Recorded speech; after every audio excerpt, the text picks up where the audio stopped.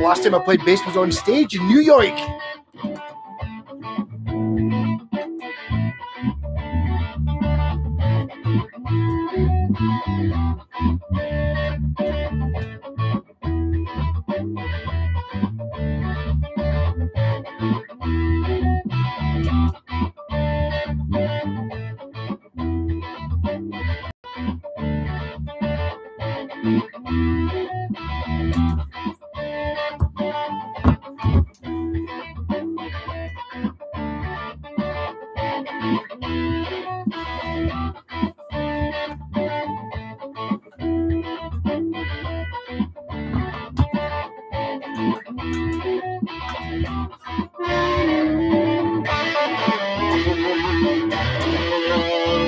Hey Mark! Hey Mr. Whitesnake!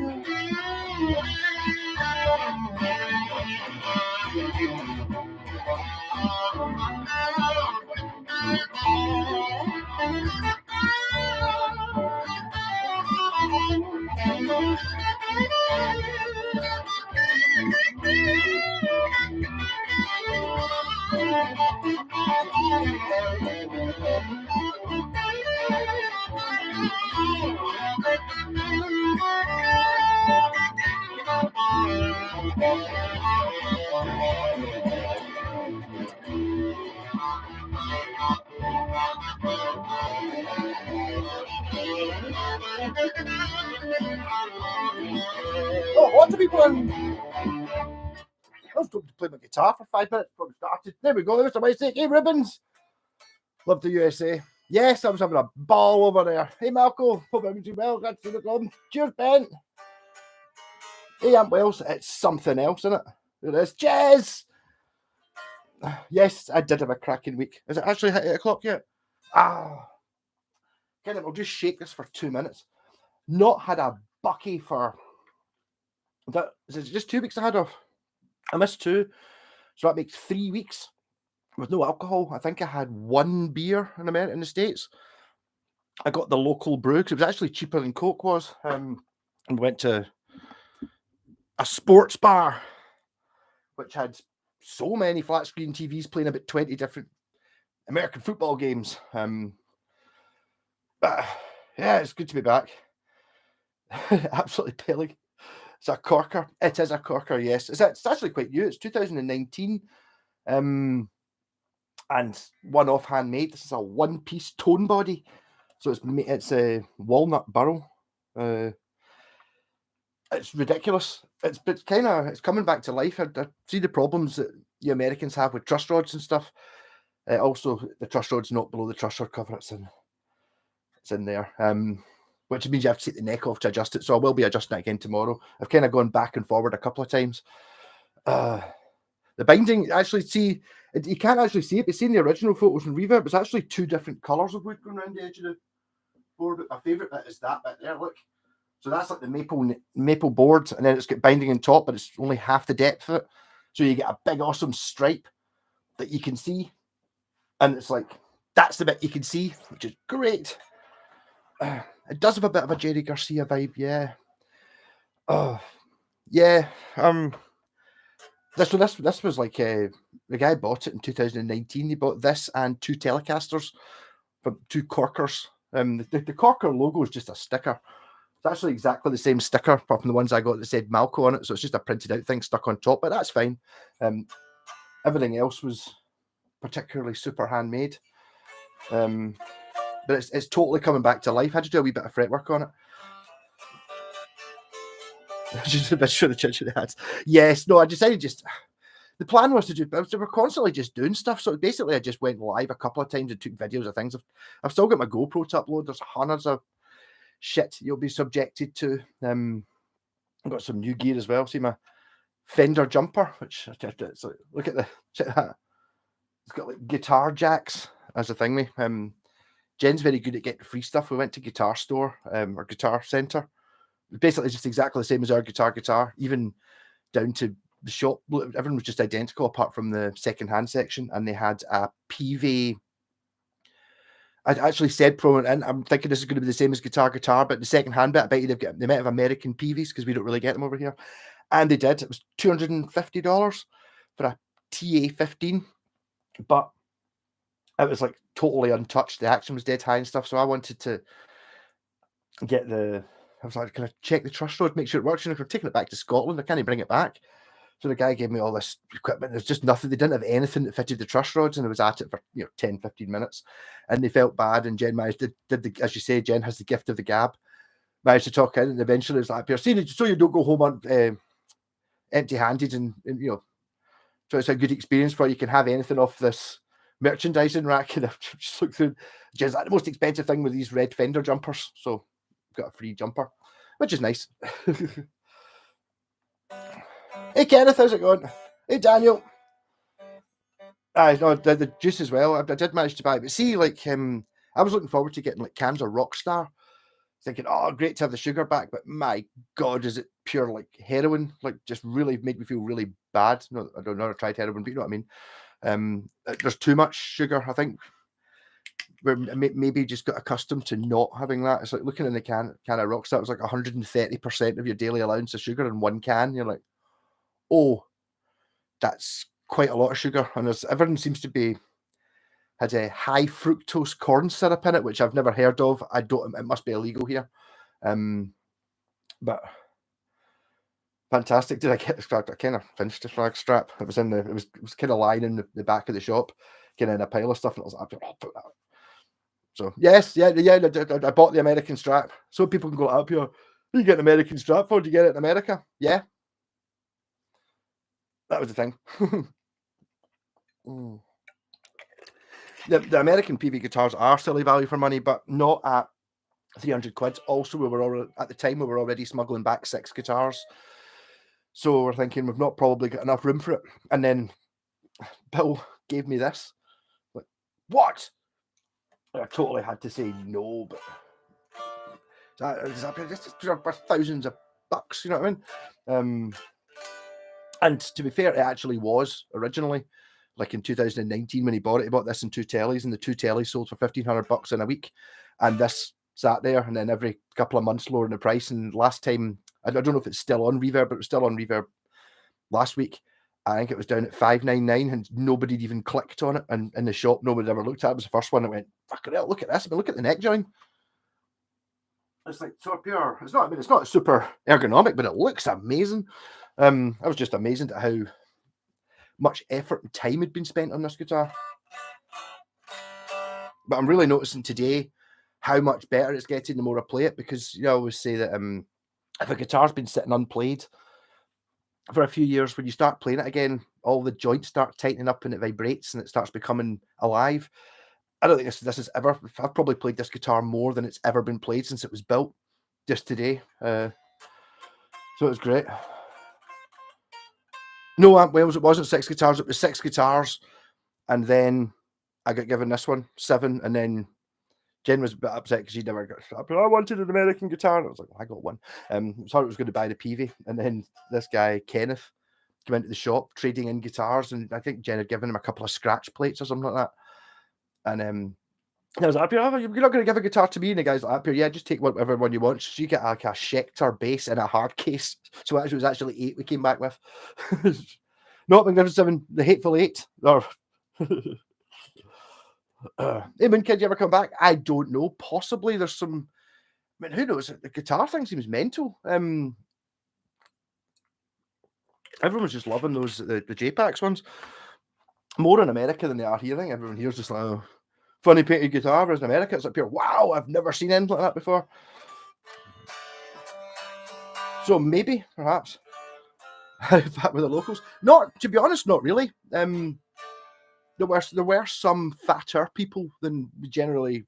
You don't really see people this size over here, but not very many. Most folk. There was a lot of really tall people, like pure proper this height, right? But more tall people. I don't know how that works. Something to do with genetics, apparently, because there's a better mix of genetics that we've got here, because we're all kind of not inbred. That's a bit pushing it, but you know what I mean. But a lot of, like, maybe that's why basketball's big in America. I did see a good few like 7-footers. But I mean, I just don't know what they eat. They can't eat the stuff that gets in the shops. I mean, some of the stuff you sell in the shops is just shocking. I showed you in it. It was amazing. Went to Liverpool for a couple of days and got back with an old Zenta telly. Grabbed it for a charity shop for £50. Only listen to Trem arm. Needs a setup, but it sounds grand. Can't go wrong with that. Try using depending on what shape of trem arm it is. I've seen one on one of the guitar sites. Someone had managed to make a trem arm out of a teaspoon. Basically, just drill a hole in it and bolt it on. That's pretty cool if you can make that work. I think I've actually got a Zenta. What's the other one that's very similar to it? Is it the one that's kind of it's got a non-adjustable bridge, and it's got like a sort of what looks like an ashtray sort of cover, but it's just like a hook thing. I think I've actually got like a body for one sitting in the attic. My pal Ronnie gave me. It was a Jedson. They're called Jedson over here sometimes.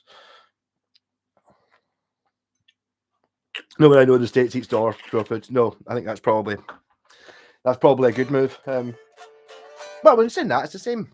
It's not quite as bad here. So some of the things we were going to buy, just to make a point of it, was like to try to buy pita breads, and they were like $5 for a pack of pita breads, and it's like they're like 49 pence here. So some stuff is just really expensive. Maybe it's just because it's exotic. But the stuff we get in the pound shop's not that bad. It's not of that level of bad. I think there's laws to prevent it. So we basically get like just small Mars bars, or sorry, you call them Milky Ways, and stuff like that. Hey, Yoakum, how's it going? You managed to get in. Did we sort out? Have you changed your name? Is that how you managed to get in? I can't remember. Bucky Malcolms. I spent likes. Cheers, Kit Kats. Got that plinky 60 sound. The truss rod adjustment is down at the bottom with a hole in the scratch plate. Thinks it needs to be shim. Yeah, go for it. I had one. You might need to do a little bit of surgery on it. I had a Jedson bass.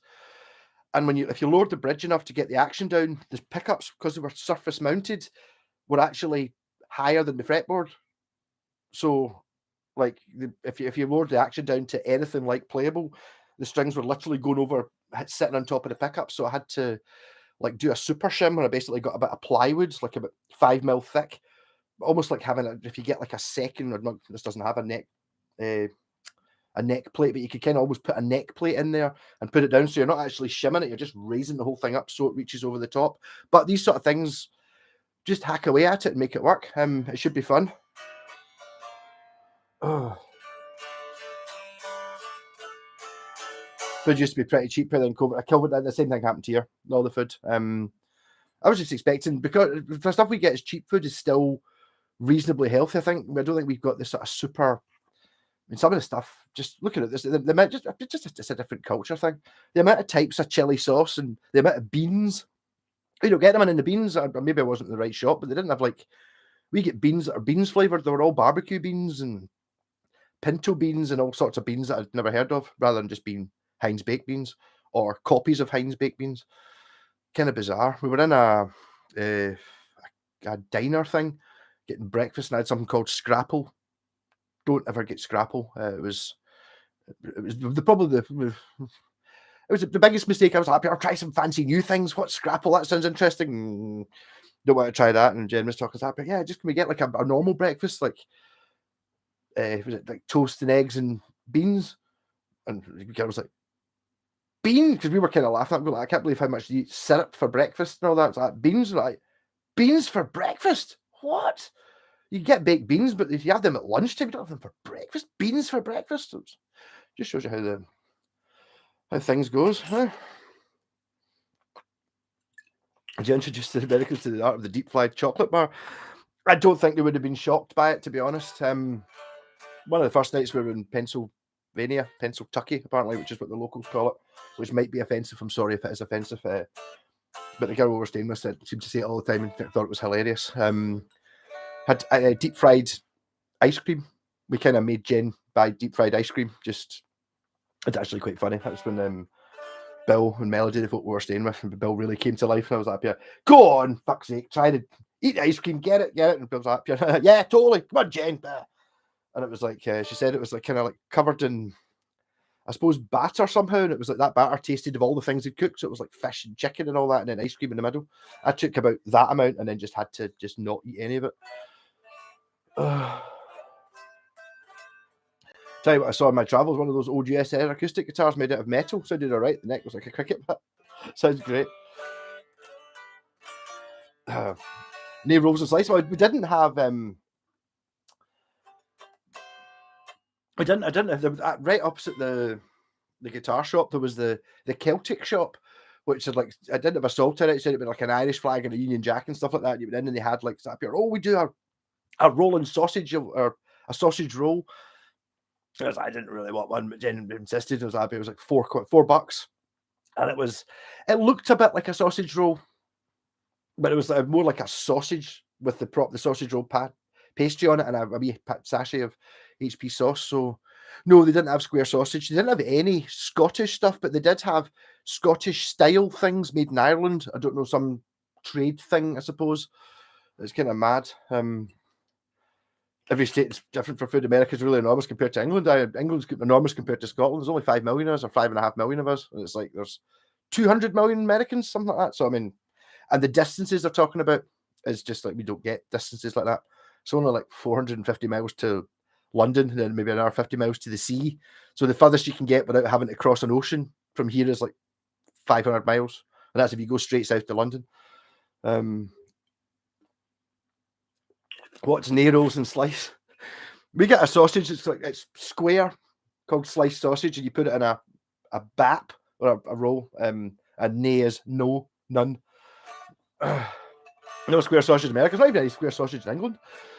Never order off the menu. Say how is that chipped beef? Barf, better yet, don't eat out.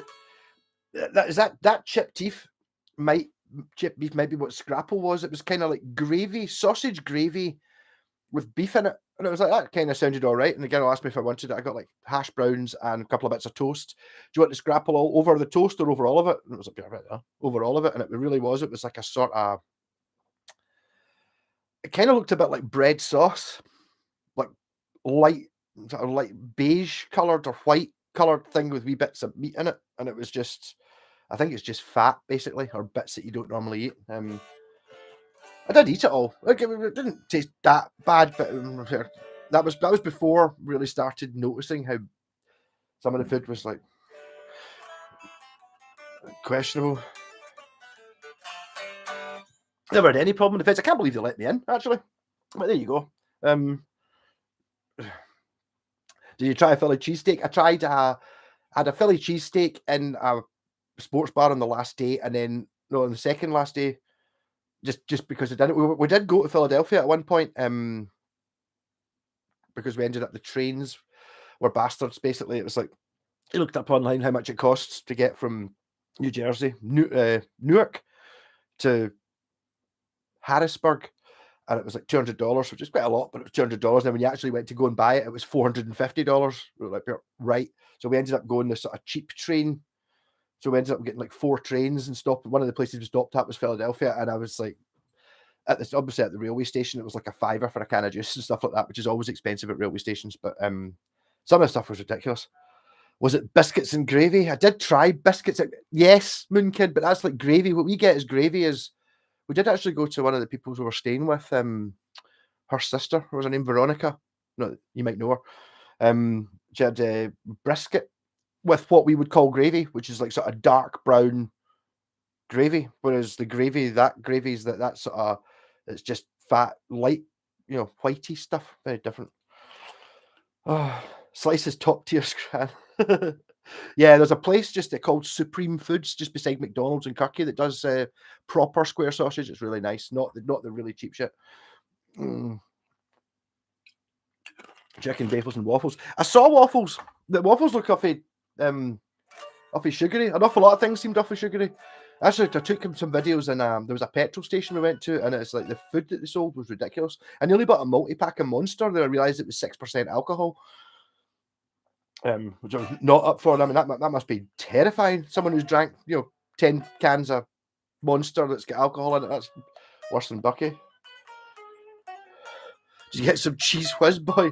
I did not get cheese whiz, no, but when we were looking through Bill's fridge, they had butter that came in like a squishy, like a can of WD-40 type stuff, but it was butter. No, I didn't try that. And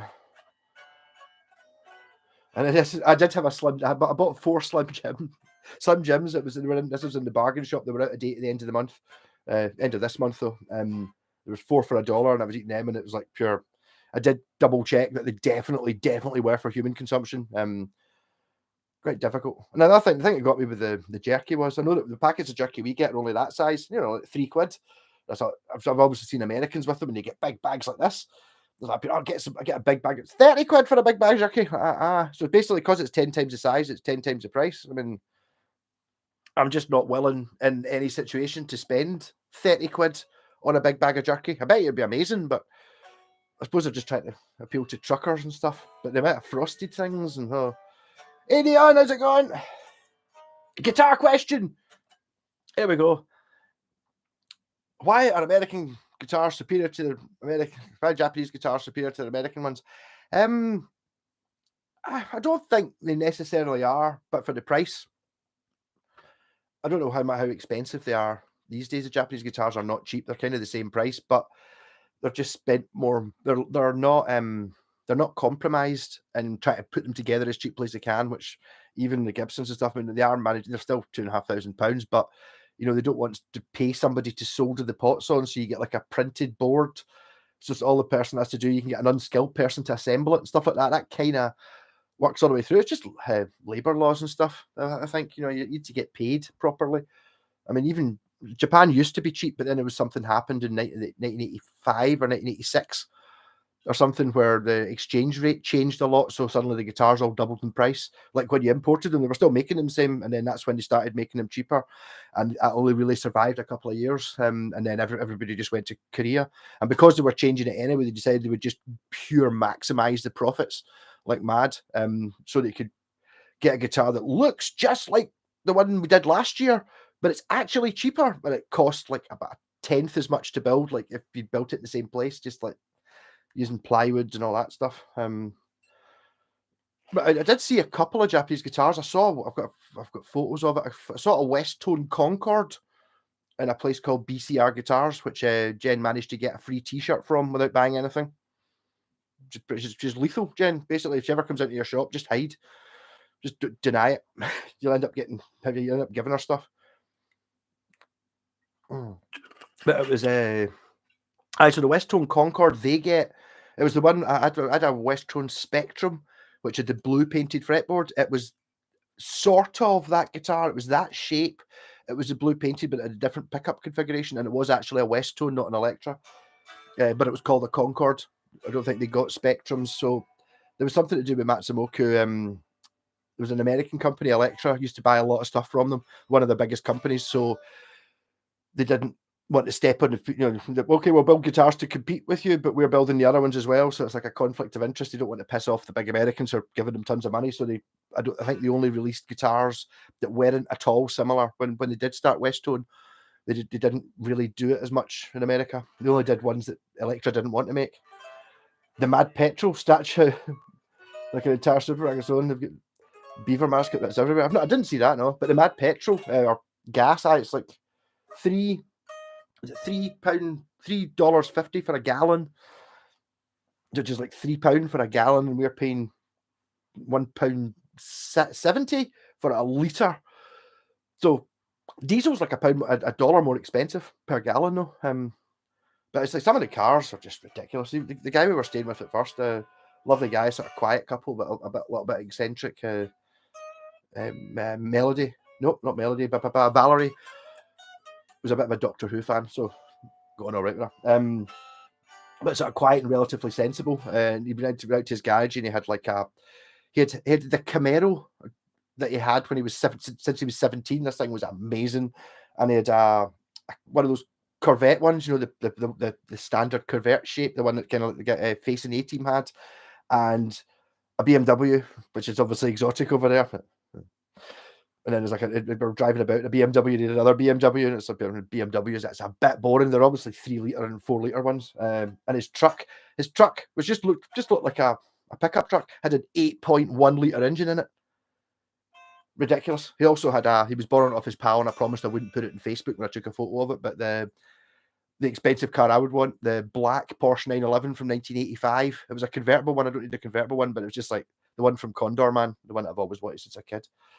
It was amazing. But yeah, then we went to Pennsylvania to go to this guitar shop, BL Guitars, for a couple of days, and the two of them, they're just mental. They're absolutely hilarious, just basically pissing ourselves laughing the whole time we were there. They pure got me immediately. They're just like pure making sarky comments and saying stupid stuff, and they were just like pure, yeah. So we ended up going back. Right, catch you later, Jez.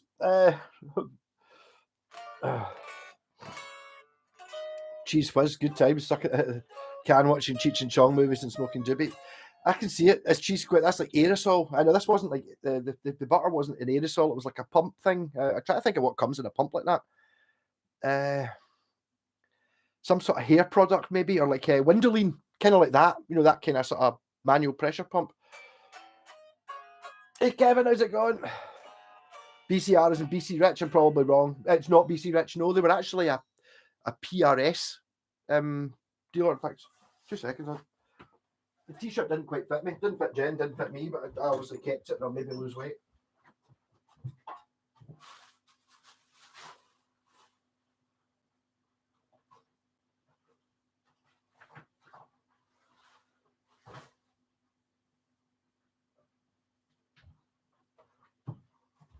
May as well give them a plug, see as we're in the shop.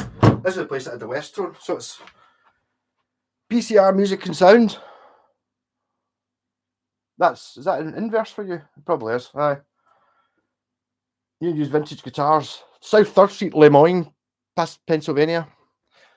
But they had a lot of PRSs, and what I didn't realise until that day was PRS was actually made only either 40 miles or 40 minutes away from that shop. So we should have gone to PRS. And if Paul Reed Smith was there, he's a sort of funny guy. I'm pretty sure that Jen would have managed to talk him into giving her a guitar. Hey Kevin, hey Lola. We saw Lola as well. She was lovely.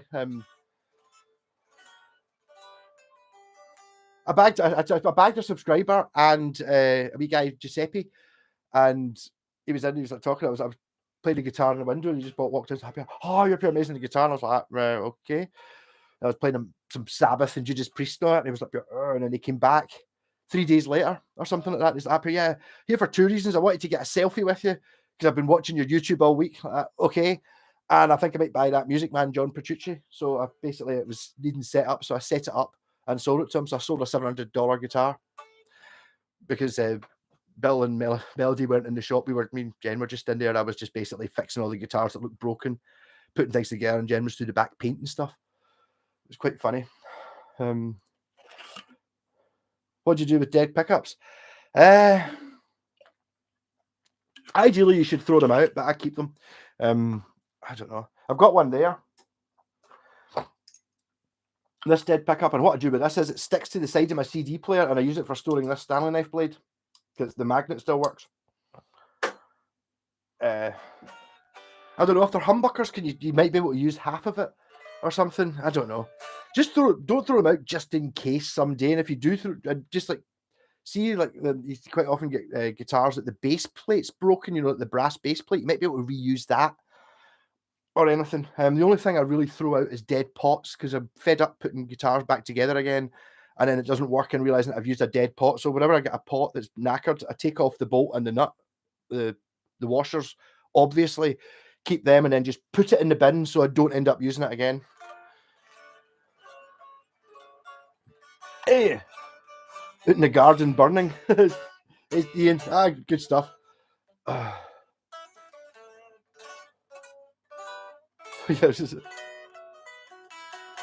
What's the score with this Corker's Mad Switch? It's like a joystick. So you've got when it's pushed down, you get 1, 2, 3, 1, 2, 3, but you can push it. You can't really see this. You can pull it up the way. You get 1, 2, 3 as well. So it's like leaning this way, you get a 3-way switch, and you lean it that way, and you get a 3-way switch as well. But this one's wired up funny. This I found so far. I've discovered that this, which is what I would have considered to be the neck position, is the bridge. That's the neck.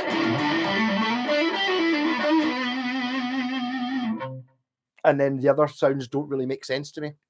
What I think I'm going to do with it is, if I decide to keep it, is the top 3 will be like humbuckers, and then the bottom 3 will just be the same but in single coil. But I might do the 2 humbuckers on at the same time. I don't really use, so I might have like neck humbucker and then like the inner coils of the 2 pickups, and then bridge humbucker, and then on the other side I'll have neck single coil, the outer coils of the 2 pickups, and then bridge single coil, something like that.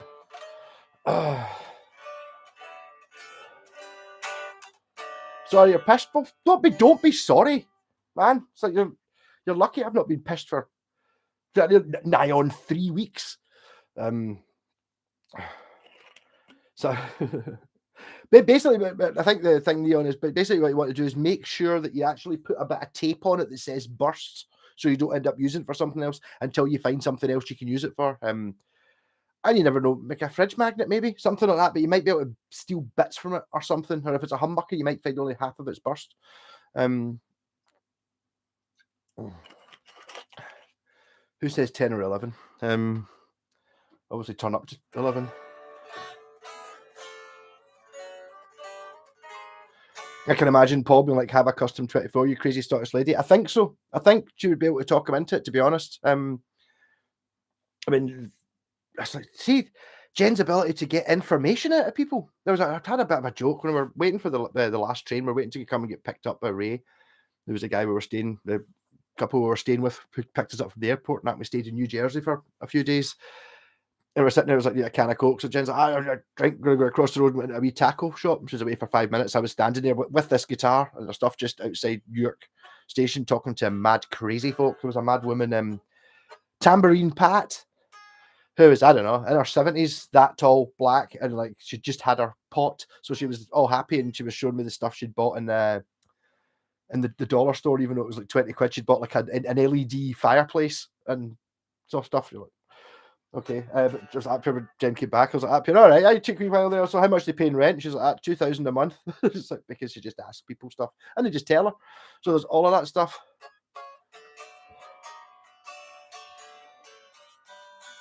But I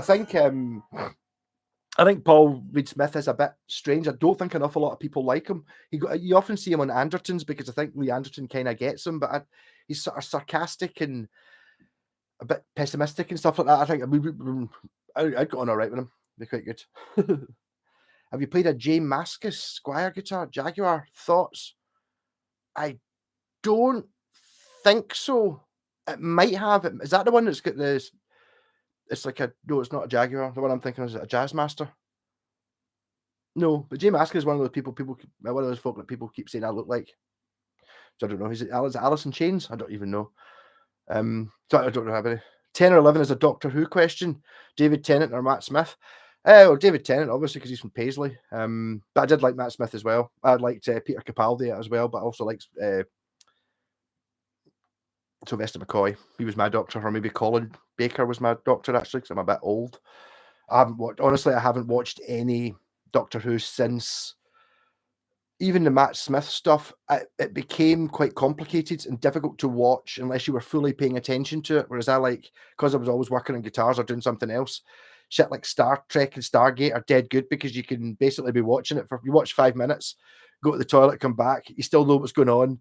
Go and get something to eat, someone comes to the door, blah, blah, blah, all this stuff, and you can kind of catch what's going on, whereas it became a bit more concentrated. I didn't really do that much about it. And an allergic reaction to the polish, Andy. Well, that sounds bizarre. That'd be awful.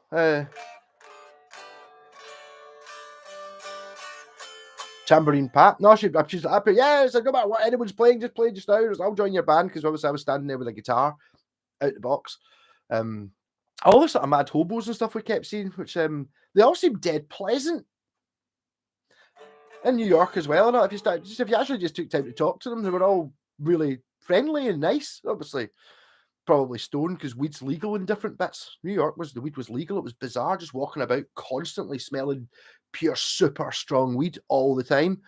Kind of bizarre. Ended up pretty much stoned by the time I've been stoting about.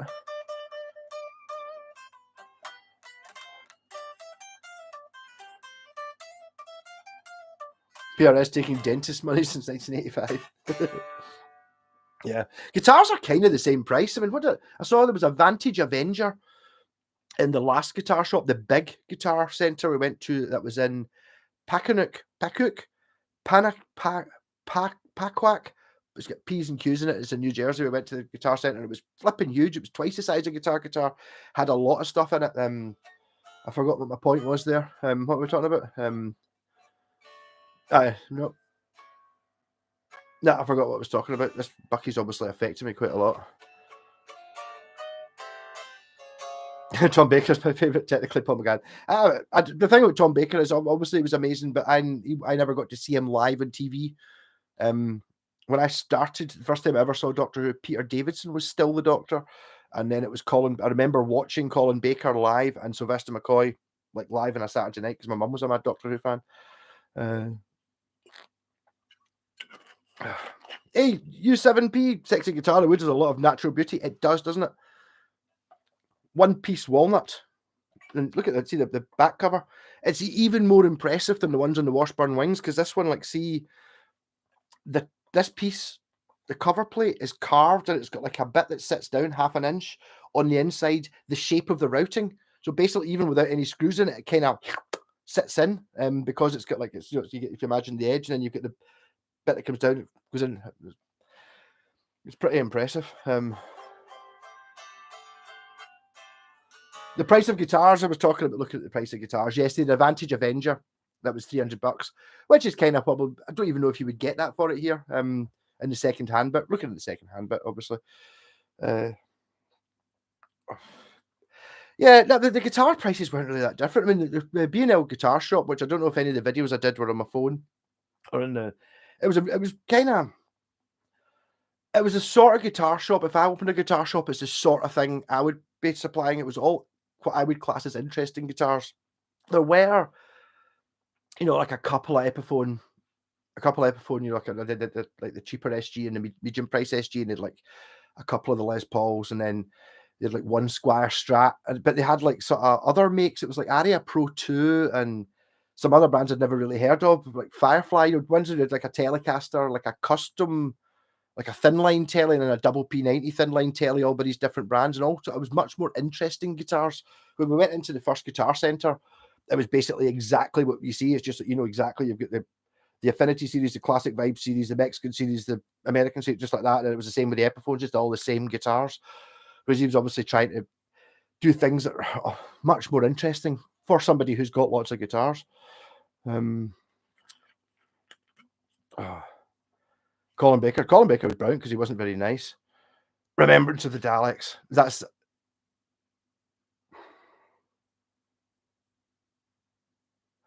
Is Remembrance of the Daleks?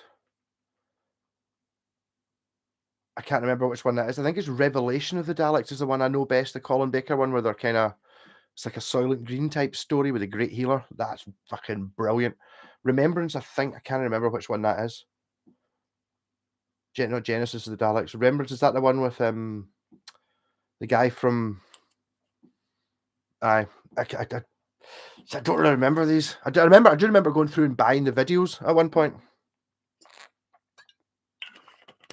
Revelation, Davros is harvesting the dead to make new Daleks. Yes, that one's fucking great. That was one of the ones I must have had on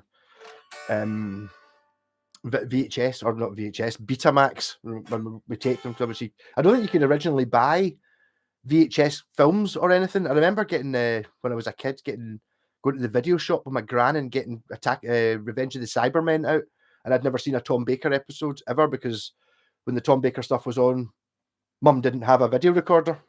So the first ones that were ever videoed were the last few Peter Davison episodes, which were shit. One called Black Orchid. It didn't make any sense. I remember watching it, not understanding it, but when it got to Colin Baker, I started getting excited and I liked it on the same cassette. And then years and years later, I saw Black Orchid again. It's just bollocks. That's why I didn't understand it. It doesn't make any sense whatsoever. Are you a Johnny Marr fan? I'm not, no, to be honest. I mean, I don't... I've kind of managed to avoid the Smiths, really. I was into prog and stuff like that. This is kind of looking like I've got a V-neck on it, doesn't it? It's just like these are very big things. I figure they hit off the guitar, so they've not really thought about it very much. If we do that, maybe it'll be better. And it's also like, the idea is like Fender, good idea, right? You're a Fender, make guitars, so you make these tie things so they hit off your guitar, right? Bad move. Also, Look, see the fender badge? No, the fender badge should be this side so you don't get your covered up with a guitar strap. It does have a pick on the arm, which it looks like it's been stuck on.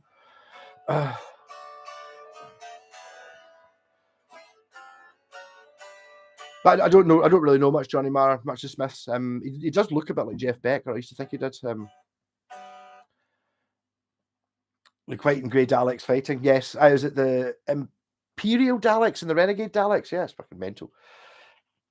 The Vogons, we're going on to, yeah, you're obviously a doctor. The Vogons in Revenge of the Cybermen are wearing masks that were made for a face cast of Ardent originally from Dad's Army. True story. Really? I didn't know that. Well, there you go. No David Eccleston, love, the only doctor that looks like he'd turn a pint glass in a Cyberman. Well, David Eccleston doesn't exist. It's Christopher Eccleston. And I was telling this story to Jen. I was doing my embarrassing story time. Me and my pal G went to Amsterdam to see John Fogerty. I don't know, probably 20 years ago. And I think the gig was on the Sunday night, and we were there on the Saturday night. So Saturday night in Amsterdam, we went back to the hotel, and because that was when Doctor Who was coming back, and we got there and we watched it on BBC Worldwide or something like that, even though it was an hour later than we thought it was going to be. So it's kind of a ridiculous story that I always promised I would never tell anybody, but I keep telling everyone because it's ridiculous. What did you get up to in Amsterdam? And it's like, yeah, so we're just minutes away from the red light district. There's weed everywhere and all that. And we went into the hotel and watched the first episode of Doctor Who. Yeah. After all, Doctor Who said alien master base. I've never noticed it was the William Shatner in Halloween, but totally now I don't even think I've seen Halloween, but it totally is. I totally get it. Wow. Bizarre. The Vogons were mental. The Revenge of the Cybermen are the best Cybermen, but we're not talking about guitars. So I've been away for 3 weeks. Who's bought a new guitar? What have you got? We all know I've got a new guitar. It's a corker. Also, I got another guitar, which it's quite funny. We're in the car going back to Bill's house, and I was talking. I was in the back with Bill and Melody, and Jen were in the front talking away, yapping. The two of them were fucking hilarious. Melody was, but yeah, I love your Scottish insults. And honestly, what Jen was saying was fucking hilarious. So that, yeah, skanky cow, and calling her a bint, and all the Scottish insults, and the Melody was just pissing herself laughing the whole time. Now, the only time I think she ever really managed to get any own back was when Jen managed to pick up that Schecter bass. So that pure, yeah, she got the most expensive bass. It's like an £800 bass or something. Was that pure, yeah, $2 hooker. It's like but it was the language coming from those two was hilarious. But I was sitting in the back next to Bill, and I was like, I think my favorite guitar ever. I was talking about the Red Star. I mean, it's Ibanez Roadster. It's fucking amazing. And he's like, I used to have an Ibanez Roadster. It was amazing. It was pistachio green, and I imagined pistachio green being the sort of dark blue, dark green one that I'd almost bought 6 months ago in Saltcoats. He was talking about this pistachio green one. It was one that he wished he'd never sold. It was one of the best guitars he ever put up in Ibanez Roadster. Went back to his house. He fucking had one. Oh, he didn't have this one. I'm considering I don't have a neck for it, so I was thinking of putting this BC Rich neck on it. I don't know what I think. Possibly this one. And this is when he said pistachio. This is the one I was thinking of. I was like, fuck's it, that's the guitar we were talking about in the car. So, just for J-Packs, it's only the body. It even says it's 1983, so it's like an RS 400 and something. But I don't know what to do with it. It was obviously for J-Paxing, but I mean, that's got to be something. That's got to be awesome. Don't have the bridge. In fact, I do actually got a 2-point bridge sitting there. I wonder if it fits. Now is not the time. So that was one of the 6 guitars we pulled back.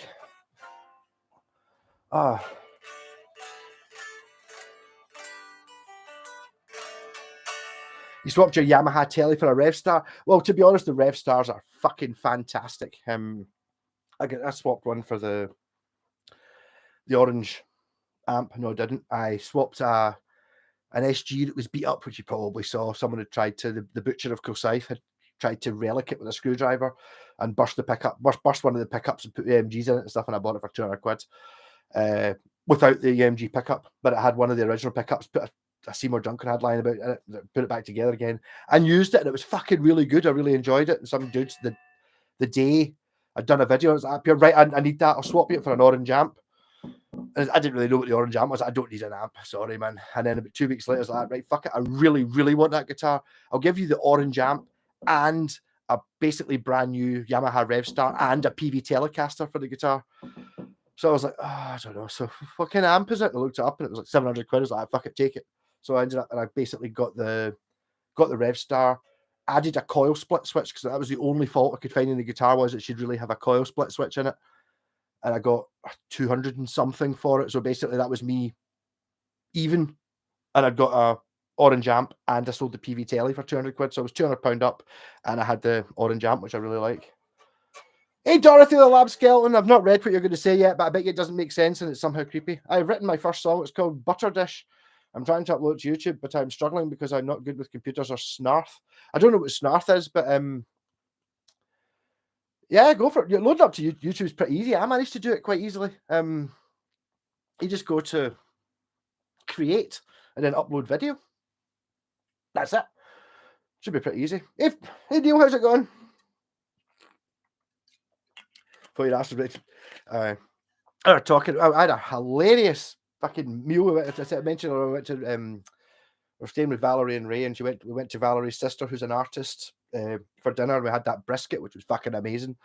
And then Valerie and Veronica and Jen went down to show she's an art down to show the studio. So I was hanging about with the two men talking. I was like, up here, yeah, talking about fucking mileage and engine capacity and all that. I was like, I get 92 miles to the gallon at my Panda, and it was like, what the fuck? What the hell's a Panda? And my God, is that what's it run on?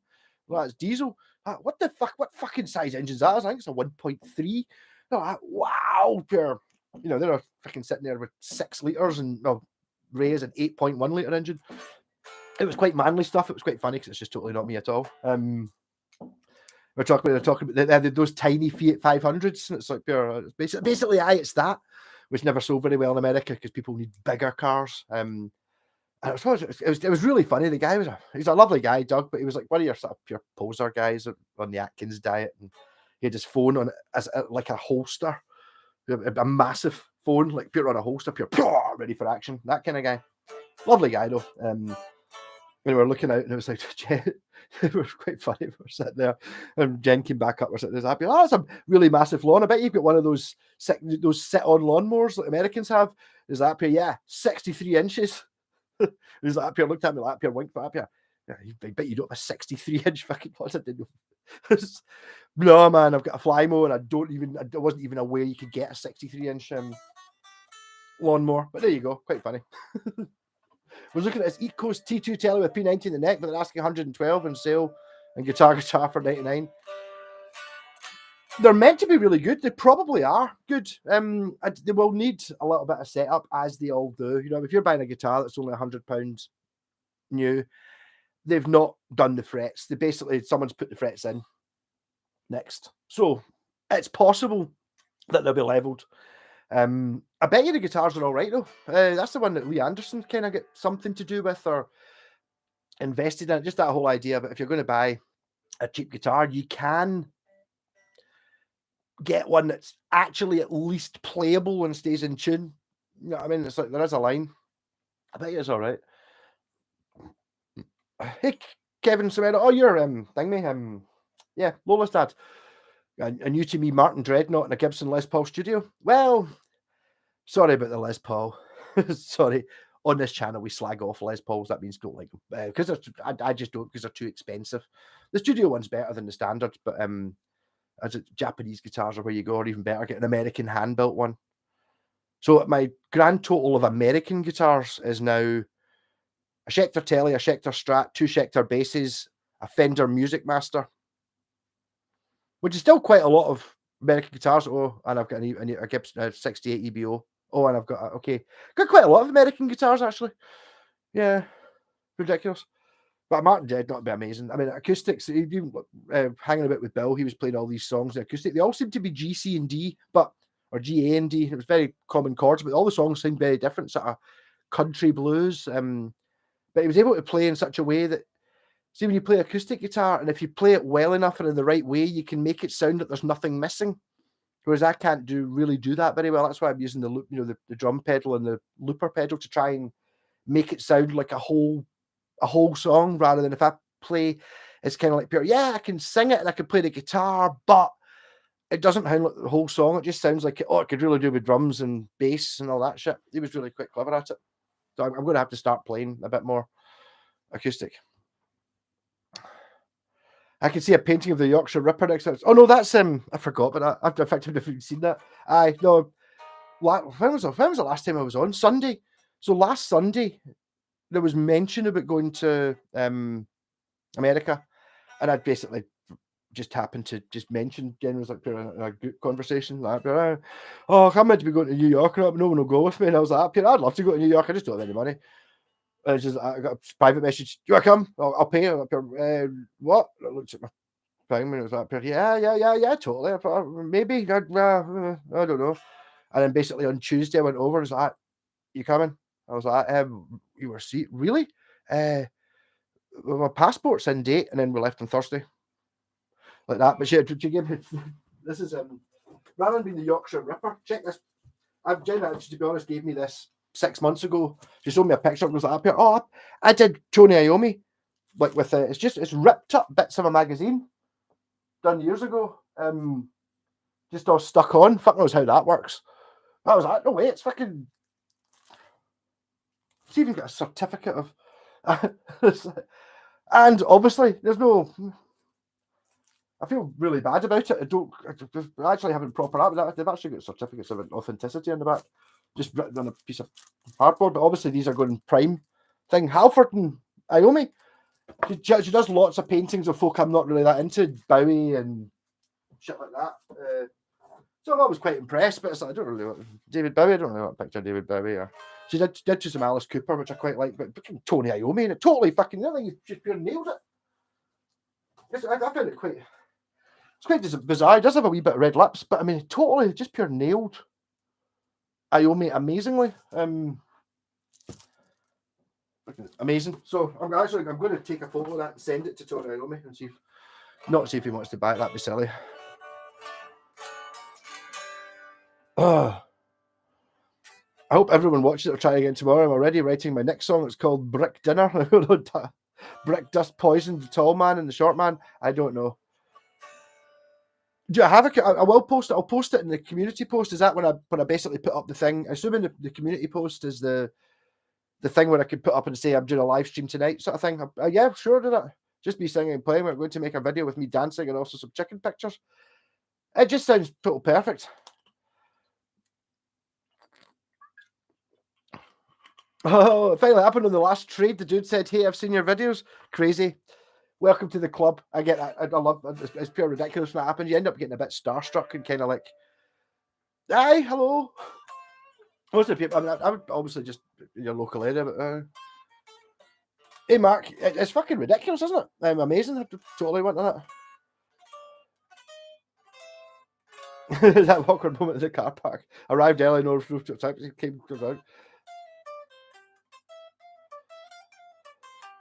How did I read? You did, Jeff. It's the P90. It's still a telly, man. You know, it's like it doesn't really matter whether it's got a P90 or humbuckers or anything. It's still a telly, and tellies are cool. I've not even had a look at my Japanese telly since I got back. Obviously, today, we got in yesterday morning at 7 o'clock in the morning in Edinburgh. Got the megabus to bring me, got to Jen's, and basically we got to Jen's where my car was. It was just like, I was just putting shit, just getting out, just drive home, drove home like a zombie, came back here, went to sleep immediately about 10, woke up at 2, just stayed in bed until midnight, fell asleep at midnight, woke up this morning at 10 o'clock. Kind of normal. I'm still feeling it. Felt like that's normally what I feel like at 10 o'clock on a Sunday morning. So it was all right. Oh. Well, you play my song here on your live feed. If I send it next week, the last 27 seconds. Honestly, Dorothy, I would if I knew how to do it. If it's obvious how to do it, I'll do it. Yeah, I don't know how I would do it. Maybe I could play it on I can maybe just play it in the computer over the speakers, and then you would hear it. Maybe, but I don't know how to do it like properly. Otherwise I would clearly. 27s is not. I mean, I take it doesn't have very many verses.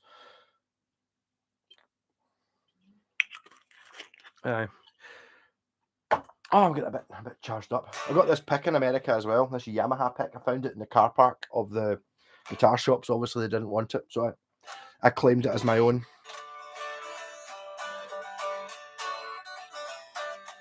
But I'm truly loving this guitar. I did not expect it. Hey, Bulk Hogan. That's a great name. Did not expect the next season of Mad Malco to be in the USA. No, neither did I. Literally, the last live stream you saw, I had no idea. Well, 2 hours before I went on the live stream, the last one I did, what was that, 3 weeks ago? I had no. You ever been to America? No. Are you ever going to go to America? I don't think so, ever.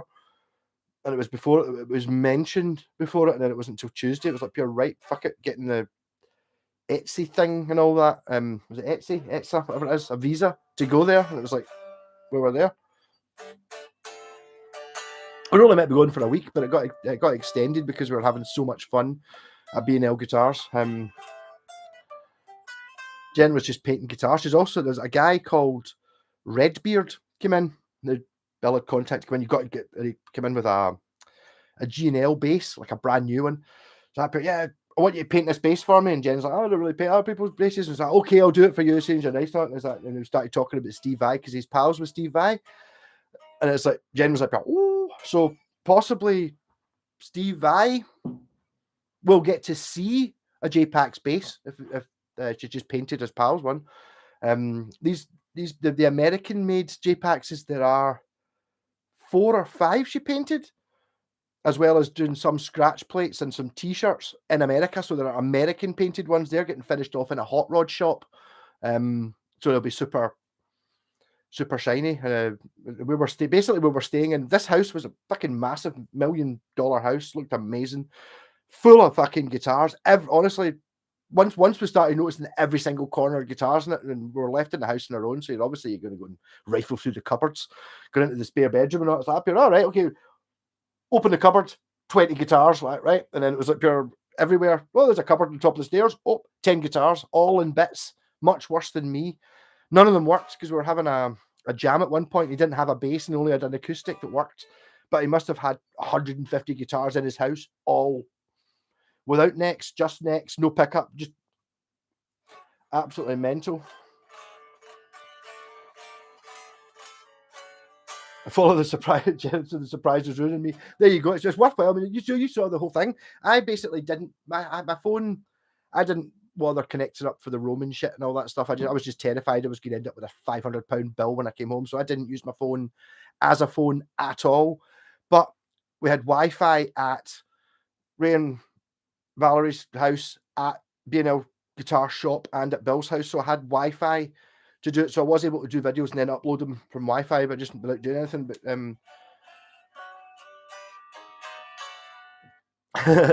Bulk at the house, rumor has it, uses 15s. Man, I'm pretty sure. I think Bulk or his brother Hulk. I'm pretty sure I've seen a picture of him playing like a Stars and Stripes Telecaster. I think Hulk might play the guitar, so maybe Bulk does as well. He's just 22s. That's getting into man gauges there. Yeah. So what would you do? As soon as he went at the back of B&L Customs, was up here on the back wall was a double neck Rickenbacker copy, like way in the back corner, sitting up with no hardware on it. As soon as we walked in, I was up here, double neck Rickenbacker. That's pretty cool. So that got J-Paxed. And it was actually a 12-string guitar and a bass neck. And I made the bridge fit because there was some of a bridge there, but most of it was missing. So I basically took some of the bridge and cut bits off it, or I didn't cut them off. I basically builded it. It was up here. I designed it. It was up here. That was going to work. It's fucking going to work. It is. It's totally going to work. I know it. I know it. And he's up here. Yeah. Okay. Right. Whatever. We'll do it your way, and then afterwards, I'll be satisfied in knowing that I'm right and I was wrong. So we did it. He went down and he was like, I was like sitting there going, "Have you got an angle grinder and I'll cut it, or like a hacksaw?" And he's like, "Yeah." And he went straight down into the fucking hot rod shop that was in below his house and manufactured it using a bandsaw and air-powered sand things and fucking grindy shit. No, they're making hot rods basically like from. I don't know if you actually start off with a car or whether you just make all the bits, because these are like 1920s Ford pickup trucks. Basically, your ZZ Top Eliminator, the one that hot rod, that just they all kind of look like that, but they're all different, but basically like that. Hilarious. How can we place it? It might do, I don't know.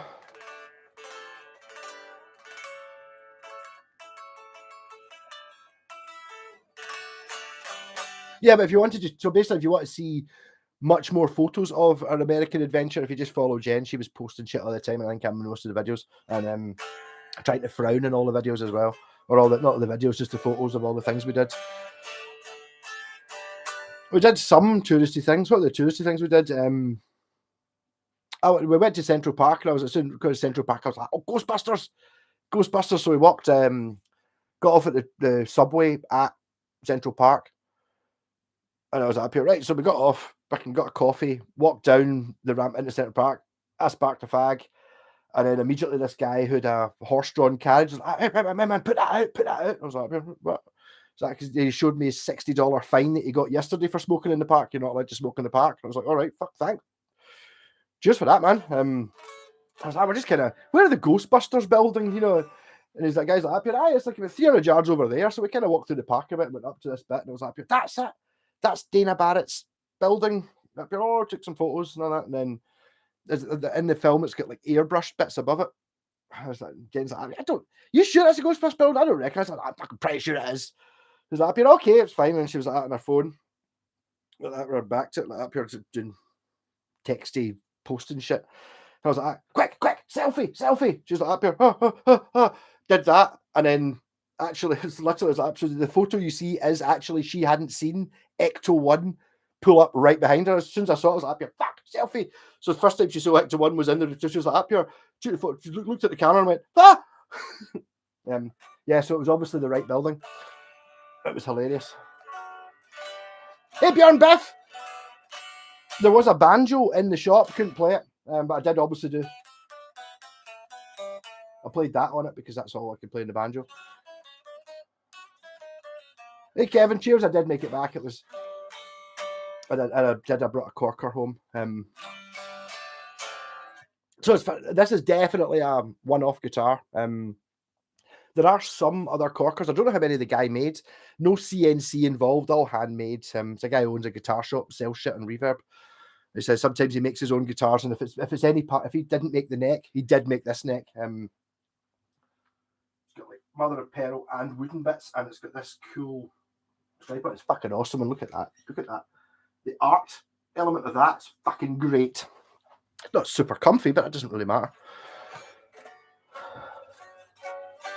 Did drunkenly comment at Jen's post booing her for not having you back on Sunday. That's all right. Someone, I don't know if it was one of you guys, comments that up here, but make sure you bring Malcolm back. He's a national treasure. That's up here. Always funny. Yeah, I mean, the only time I really had any, the only bit that wasn't fucking great, that wasn't having an absolute ball, was on the way home on the plane, which wasn't really a long flight. It was only 6.5 hours or something. And I've been to China. So it's 24 hours of travel. And this was 6.5 hours from. There was a really tall black guy sitting next to me on the plane on the way back. On the way over, we had like 3 seats to ourselves and the escape exit. So it was fucking great. But on the way back, the guy was, it's not his fault. He was just really tall. So even when it's like that, and I was basically like this, and I didn't have enough room to get my shoulders against the seat because his shoulder was there and Jen was on this side. So it was like pure wedge. And it was a couple of hours of total torture, which I've had before. It was coming back from China where it was like you're just sitting there wanting to just internally just, it was fucking awful. But apart from that, it was fine. There was nothing else that wasn't a fucking great laugh. But yeah, if you don't already follow Jennifer Armstrong, follow her on Facebook. It's just pictures of the JPAX guitars, basically, most of the time. And apart from the last 2 weeks where it's photos of us doing stupid stuff. What are the frets like in this guitar? I had to do them. This guitar it's brand new. 2019 it was built. And that's when Bill from BL Guitars bought it. And he bought this and 2 Telecasters. The 2 Telecasters sold for $1,500 in a week. This, no one even looked at. So this has been hanging in a shop window in Penciltucky in direct sunlight for three years at least. Never been played, which I think has hurt it in many ways, just hanging there in sunlight. So See the neck. See this binding. See on the photos and reverb, the binding is very clearly a type of wood and purple heart. There's two bits of wood, but you can't see it anymore because it's so sun faded. The scratch plate's kind of warped a little bit, and some of the frets are kind of popped out, but I've sorted them out. But basically, they're totally unplayed. I just did a fret job today, and it's playing fucking amazing. It's taken a while to come to life. Initially, when I had it over there, it wasn't playing particularly. I was like, a bit of a dodgy fret. The action was quite high and stuff like that. It needs to acclimatise to here, and it needs to be played. And I've been playing it today, and it's fucking great. It went from being, oh, it looks really cool, I'll be able to make that play, I'm sure it'll be all right, to being kind of, yeah, it's kind of playing in tune now, to being like, oh, this is actually really good. Once I've sorted out this fucking switch, which is wrong, it's really annoying. I mean, who has, like, you've got a 6-way switch, right? So it's just basically two, it's like a Les Paul switch that's got like an upper rear, where you have 3 switches, and then down the way, you've got another 3. And that's forward is bridge pickup, back is the neck pickup. And the other ones are all stupid combinations that you don't really want. Like a couple of them, I can't even tell what it's doing, but it's like bridge pickup on full and then split. You can get a bridge split on its own, but you can't get the neck split on its own. It's kind of crazy. A nice clean look. Yeah, unfortunately, it's like an oil finish, so it's not quite as shiny as I would like it. But it's the more I look at it, the more I went from going, it looks kind of weird. I think it looks a wee bit like a Burns, maybe, or something. But I mean, look at the way. See the binding. It's got binding that just goes away into nothing there. So there's no, and then it comes back there. It's the same. But here, there's so many little details that are just super expensive and, to be honest, a bit pointless apart from they look cool as fuck.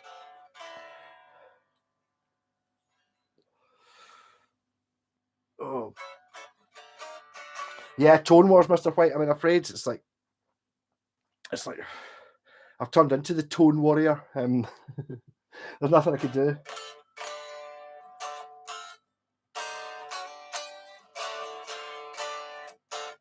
But I mean, I know it's got all this fancy shit, but my favourite bit is the fact that the fingerboard has this stripe on it. So that's still the maple fingerboard there. And then it's got like the 2 bits of wood binding, as you would call it, on top of that, but it's kind of, it doesn't go all the way to the neck. It only goes halfway through the fretboard. So you end up with this awesome fucking light stripe, which really does it for me. Also, even just like see the details of the way the headstock shapes, kind of like a Telecaster, I suppose, but it's got like a mad scoopy thing there, and it's also got like an inlaid planet thing. It's fucking awesome. Absolutely. So over the next couple of weeks, you'll get totally sick of seeing this guitar, because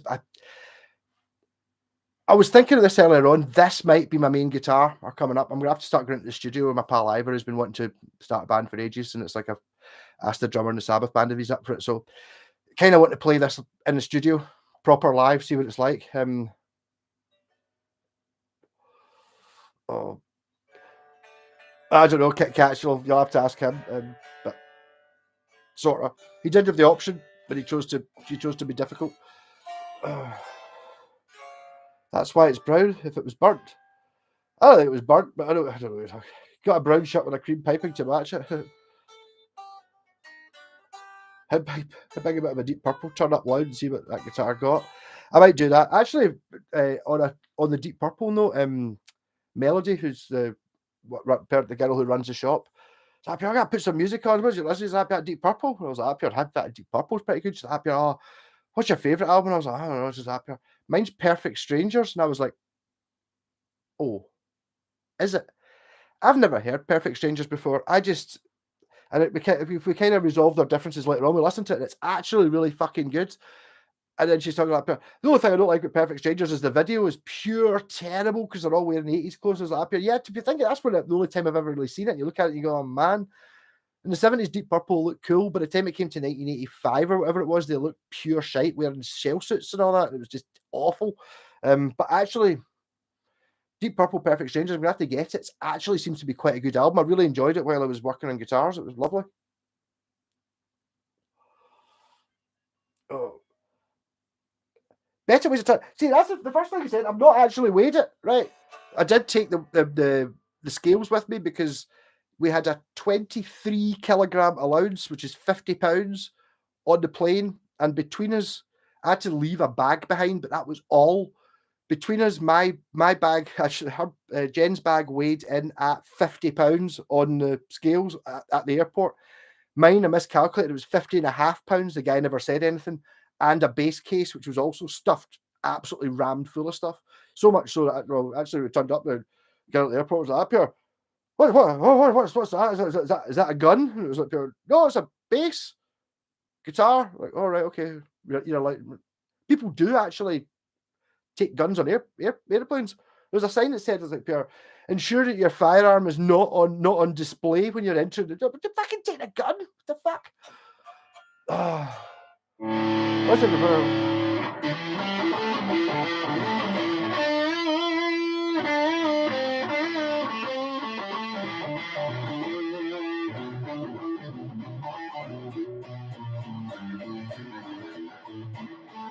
I can't play it. You supposed to play it.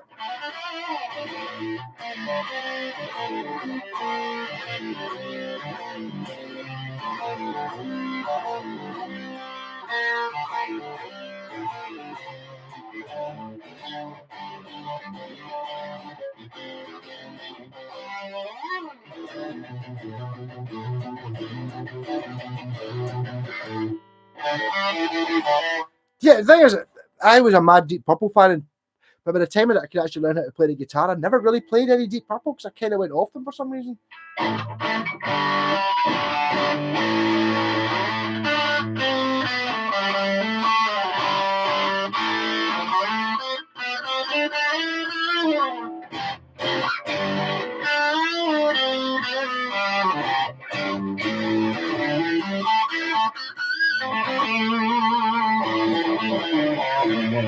But my first song I ever pure loved was Speaking.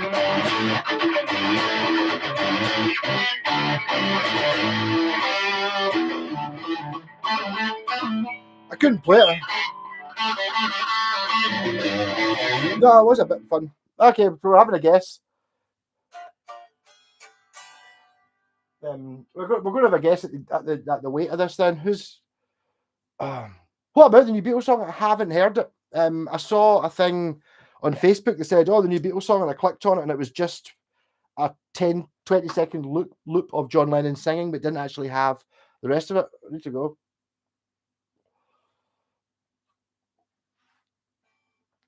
Dorothy, you're mental. The Crab wears a shell. Interested in the car auction today. One of the cars was called a Land Crab. I've never seen Crab meet up. Get the weight now, live in the stream, place your bets. Yeah, totally good thinking, Kit Kats. How much does this weigh? When I was first handed it, Bill's up here, oh, it's heavy as fuck. It doesn't, it's really, really well balanced. I'll do the, how well balanced is it then? See, that's how well balanced it is. It's absolutely perfect. It does have Clusson tuners though, which are obviously very lightweight. Incidentally, much better than the Clusson tuners that are Gotoh built that are on my FGN. Sorry, FGN, your guitar's fucking amazing, but the tuners are stiff. I figured that maybe once they get older, or I tried oiling them and they're just stiff. These actually work quite well. So that I think it's been thought about with this guitar. Kilograms, yeah, totally. Fucking lot metric. Ian, you're fucking from here. We've had so many problems with trying to understand. Melody's son asked me, he's like, well, how come you guys use Celsius and we use Fahrenheit? What's the difference? Why is that? I was like, well, it's because Americans are stupid. And he was like, oh, and I was like, up here, yeah, see, Celsius, right? 0 water freezes, 100 water boils, and then it's divided up into 100. And he's like, oh, that's a really clever way of doing it. I was like, yeah, totally. And it's like, I'm pretty sure it's like 32 degrees in Fahrenheit. Then I was like, yeah, is that up here? Yeah, that's like when water freezes at 32. Yeah, I was like, up here, what does it boil at? And I was like, I don't know. I asked his mum, and she's like, up here, oh, I don't know. I think it's 270 something. And he's like, that's stupid. Yeah, totally. Oh, yeah. So we've got £9. I don't know. Kilograms. Yeah, I'm going for. Well, I reckon at 3.5 kilograms, 3.5, 3.6 is exactly average. That's when you've got a guitar and you pick it up, and it's like, is it heavy? No. Is it light? No. Once you get below 3, it's fucking really light, and once you get above 4, it becomes really heavy. A lot of Les Pauls kind of sit in the sort of 4+ category. I'm putting this as slightly heavier than the average, so I'm going to say 3.8. Go on, get some more. 4.6, 4.1. I hope not. I don't think so.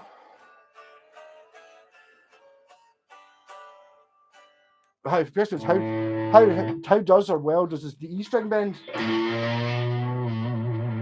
Pretty good.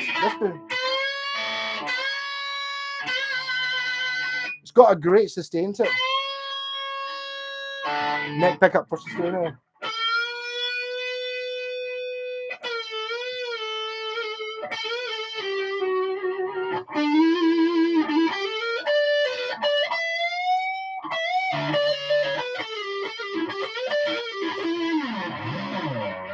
Right, so we've got 4.6, 4.1, 4.2, Ben Hammer 3.6. I said 3.8, didn't I? Well, we've all got a chance. It doesn't. I'm going for it's heavier than average, so I think it's more than 3.5.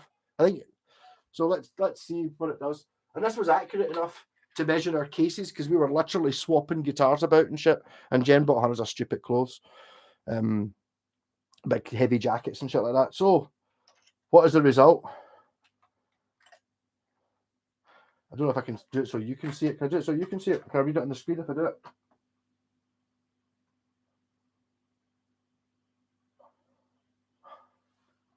It is 4.07, so I suppose you round it up, it's 4.1. Who said 4.1? Dorothy was 4. Oh, front row. Fucking nailed it. 4.1. Yeah, so you can, you're the man who can tell the weight of a guitar just by looking at it. So it is 4.1, which is, I think that still counts as a relatively lightweight Les Paul. Try to look at a heavy guitar. This is a heavy guitar. Jesus, fuck, it's heavy. I'm pretty sure this weighs more than 4.1. This is just a Telecaster, but my God, is it heavy. 4.7. There, that's a man's guitar. 4.7 for a Washburn Tour 24. There you go.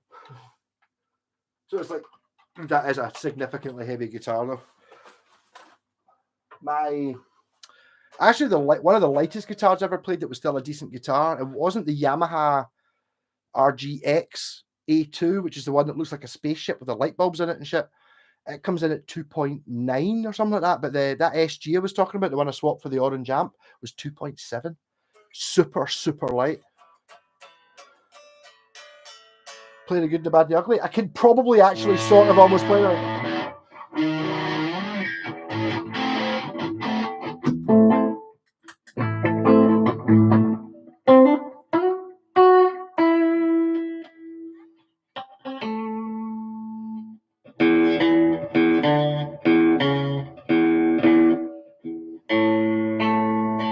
I worked out how to play it because I was playing. I'm sure it's A.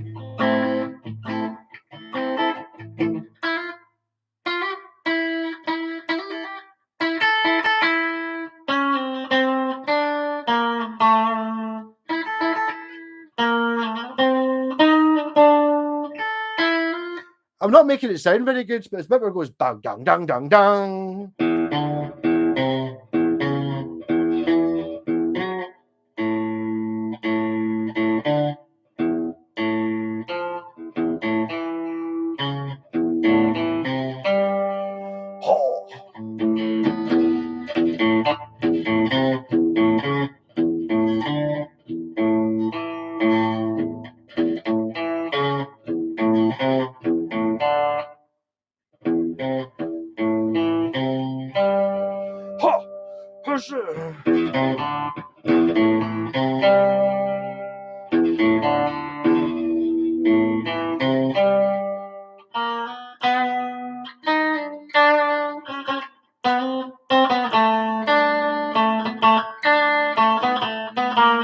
Okay. Ask me that sort of shit at the start of the stream when I'm not drunk and I can play them. Now if you're finding the one sound that I know is a single coil, that one, fuck knows what that is. It doesn't have two single coils, it's got this stupid wiring. Back onto the distortion, the way it goes. Ah. Ah. Big slab of Claro walnut. I don't know what Claro walnut is. I think it's burro in it. This heavy side's £8 plus. I don't know what it is in pounds, but the strap weighs 0.1. Possibly it could. It's amazing how, because I was like sitting there trying to get stuff home, and I was sitting at 23 kilograms I was loud, and I was like 22.2, and I put a can of deodorant in, and I put it over, so it's like it's that close. I did manage to bring back all my clothes. I had to leave my laptop bag behind because it was a bit inefficient. It did look pretty cool, and it was like for my dad's laptop about 30 years ago when laptops used to be that thick. So it's basically got lots of ducats and stuff in it, but it really doesn't take up that much. It's got a fair weight to it, so I'd had to fill it. Oh. They're only about £3, those luggage scales, and honestly, I had my money's worth out of those luggage scales in an hour when I got it. Immediately, I was weighing fucking everything. Weighed all the guitars to see which ones were actually really heavy. But yeah, it could be 0.1. I'll give you that, Dorothy. You were surprisingly close. Your air guitar weighs nothing. That's because you never put strings on it. You got to put strings on it to make sure it works.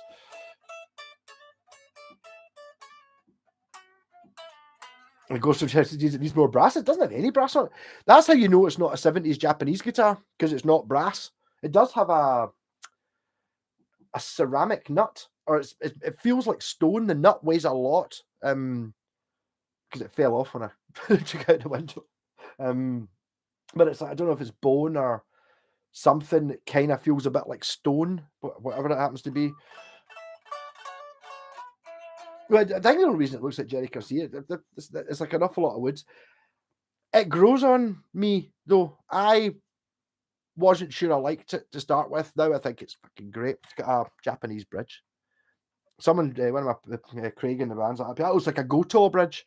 It doesn't say Goto on it, but it does say made in Japan on a sticker. I think the pickups are just Clausen Deluxe. I don't think the Japanese ones say Clausen Deluxe. So this is a DiMarzio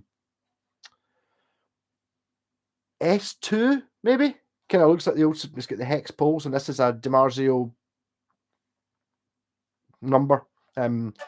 Which is, I looked them up, as you do. It's also got a Gibson 450k volume pot, not 500, not 250, 450, which is obviously good. And the tone control looks like one that's been salvaged off of one of those I was talking earlier on about how the Gibson used those crappy fucking plastic PCB things. One of the ones off that, because it looks like it'd been hacksawed off something, but it still says Gibson on it, so it's obviously good. New machine I get tomorrow was 21 tons. Think I need a bigger forklift, possibly. Yeah. Everyone, we all love rock and roll. Put another dime in the jukebox, baby. Yeah, possibly. Hey, Sparky, amp and one guitar for life. What would you choose?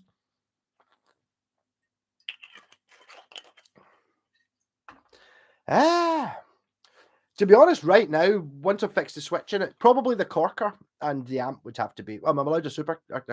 The amp does include a speaker cabinet. It would have to be the Softtech with the 3x12. Although I have been using over at Jen's house recently the Laney, my wee Laney 15 watt, and it's fucking wonderful. It really sounds absolutely amazing. I don't know. To be honest, my favourite guitar, I've said this lots of times, the best guitar you can buy anywhere is this, Mr. White, is a Roadster RS 140. Super 70, really low output single coils. This bridge is the best stability tremolo bridge I've ever used anywhere, and it's not locking. It just stays in tune. Goto tuners. There isn't anything else. Designed by Alan Holdsworth. That's the best guitar you can buy. So basically it's that guitar, but I'd probably take, well, if I could get this one to, once I've fixed the switch, can make it sound like this. Well, this one weighs a lot less. When I say a lot less, there's not enough time. You can all guess if you want, and I'll see who's right. I'll not lie about it because I've not made a guess. I'm going to say it's 3.5 though. 3.3. It's a lightweight. But yeah, that I don't really do that much shit though. I mean, that just kind of it's really boring saying that the the best guitar's the most versatile, but that's got like a humbucker in it and it does the Strat sounds, so that's kind of the most of it. This one, once I've wired it up, I think we'll do that as well.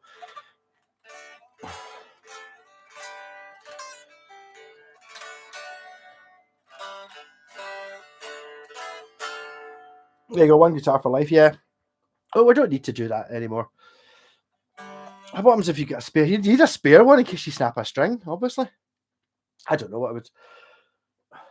My problem is I ended up, I've gone through so many guitars, and it's like, see the ones I've kept, they are fucking brilliant. And it's like, that's just my problem with guitars. It's like, you'll see that I don't have any normal guitars because they were worth money and they weren't really that good. Whereas all the ones I kept were like pure, it's like paid peanuts for them. They're kind of, you're only going to get 150, 200 quid for most of these. And they're better than anything you can buy for £1,000 sort of thing easily. They're just because nobody knows what they are. I mean, that's why this didn't sell. The Telecasters that Bill had sold because they're Telecasters and people could accept it. Oh, it's a Telecaster. This one you go,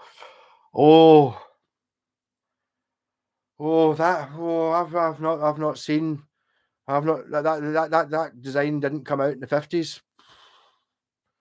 Can't I have that? Oh, I've got an interesting video coming up as well. I need to edit it though because Bill came in when I was without his permission doing a video on it. I was playing a 1961 Les Paul Special, Les Paul Junior, which is basically a 61 SG with a P9 single P90. Still says Les Paul on the headstock though, but it's an SG. Oh, it was lovely. I think I managed to get to play it for about a minute before Bill walked in. Didn't realize I was doing a video. Bill had a brain bleed when we were there, and he's basically lost his brain completely. It was like fucking mental. That's kind of why we stayed for another week to kind of try and help a little bit, run the shop. Well, I didn't really have any say in it. But I was like, whatever, Jen, up for it. But amazing. It does have a Burns valve. I can't understand folk with only one guitar. It was a main thing though. Geezer Butler and Black Sabbath only had one guitar until it got stolen in 1977 or something like that. So, and it's the same as like Tony Iommi as well. You kind of only had one guitar. You're like, so what guitar did you use for that song? And Tony's like, that's Volume 4. It's the SG. There's like basically it's that SG from the first one till I don't know when he got another guitar, 1979 or something like that. And Geezer Butler only had one bass, a P bass. It's like, and they're fucking in Black Sabbath for fuck's sake, touring the world. It's mental. Hey, front of my Westone Thunder 1A is needing your expertise. I've tried spray cleaner, but the pots and switch are scratchy. But I don't want to change them from original because of the active thingy. I wouldn't worry about it, Neil. The actual pots are just pots. It doesn't bother the active thing. The Thunder 1A doesn't have active pickups. It's got an active boost circuit. That's why I say if you turn it off or the boost circuit's broken, it all still works because it's passive pickups going into a boost circuit. It's not actually It's not like EMGs, so it shouldn't be a problem. But yeah, I would just it's like, I've got my car, it's pure amazing. I've got a 1981 Ford Capri, it's still got the original tires on it. And it's like some things you just have to replace, like strings, pots. If you want to keep it functional, you just got to replace them. You know what I mean? Obviously, an original 1951 Telecaster, do you actually want to play it? I suppose if the soldering's never been touched, it's worth more money, but it doesn't work. It's not a guitar, is it? The switch keeps jumping to the middle position too. I might be able to bend that back in, but you can buy modern switches. Even then, my Squire Bullet, the Japanese 1980, the 16th ever Squire guitar, had the 5-way switch in it, or the 3-way switch, whatever it is, I can't remember. It was the 3-way switch. It was just fucked. And I could buy the exact same switch nowadays. It was the same, even the same paper sticker on it. It was like an M30 or an M300 or whatever it was, the same fucking switch. You can still buy exactly the same one. Gotoh will probably still make the exact switch. Not that it really matters what kind of Les Paul switch you've got, but it would do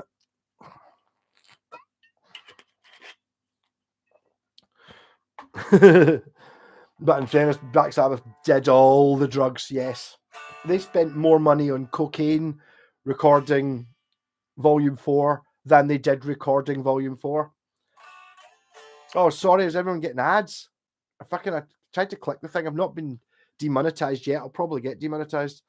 The light for a guitar, it makes me sound good. Still looking. You maybe honestly, Stratocaster, Ian, get yourself a Roadster.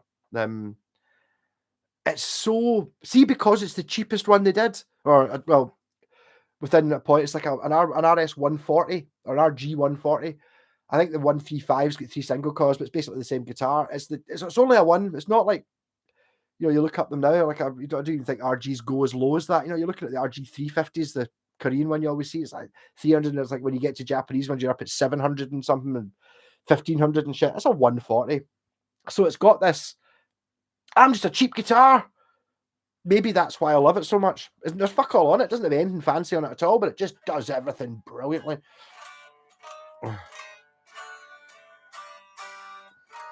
I had only one guitar in 1984, made in Japan. It was stolen. Nah, it's a shame.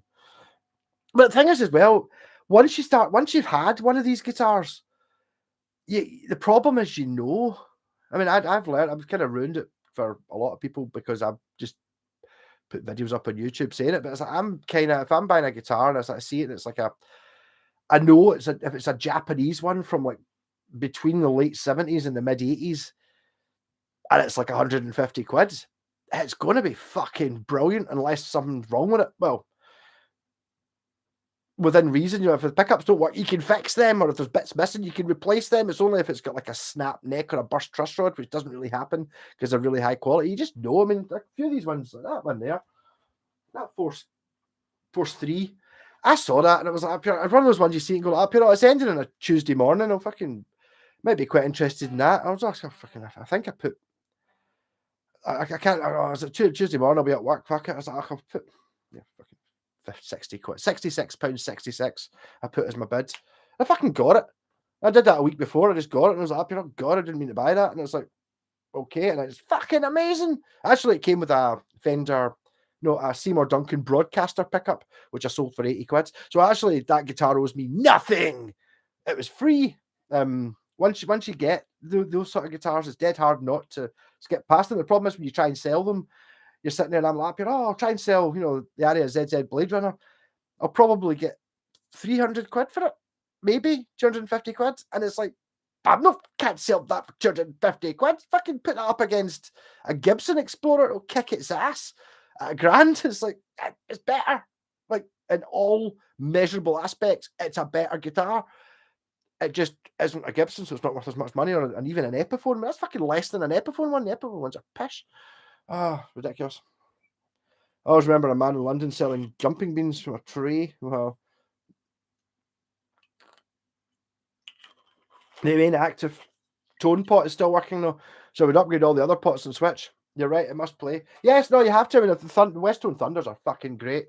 I'll be honest, the only reason I don't have one, well, I do have the bass, is because I before I knew anything about Japanese guitars, I'd seen quite a lot of those Westone Thunders. They sold really fucking well because they were so good. And it's like, so the Westones I've got are like sort of the more obscure ones. Like I've got a Prestige instead, which is basically like a Thunder 3, apart from with a fancy paint job. I think the only difference between the Prestige and the Thunder 3 is it's got a tremolo. As usual, when I say tremolo, I have to do that so you know what I mean.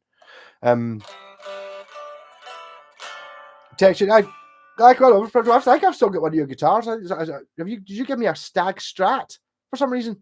I think I fixed it. Was it broken? I don't know. I think I've done something to it. I can't remember. It was fucking that long ago.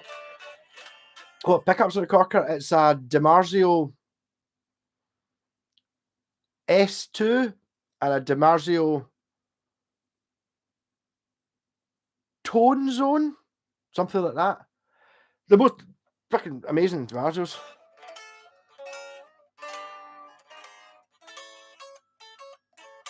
Fireworks are banging. I hate them.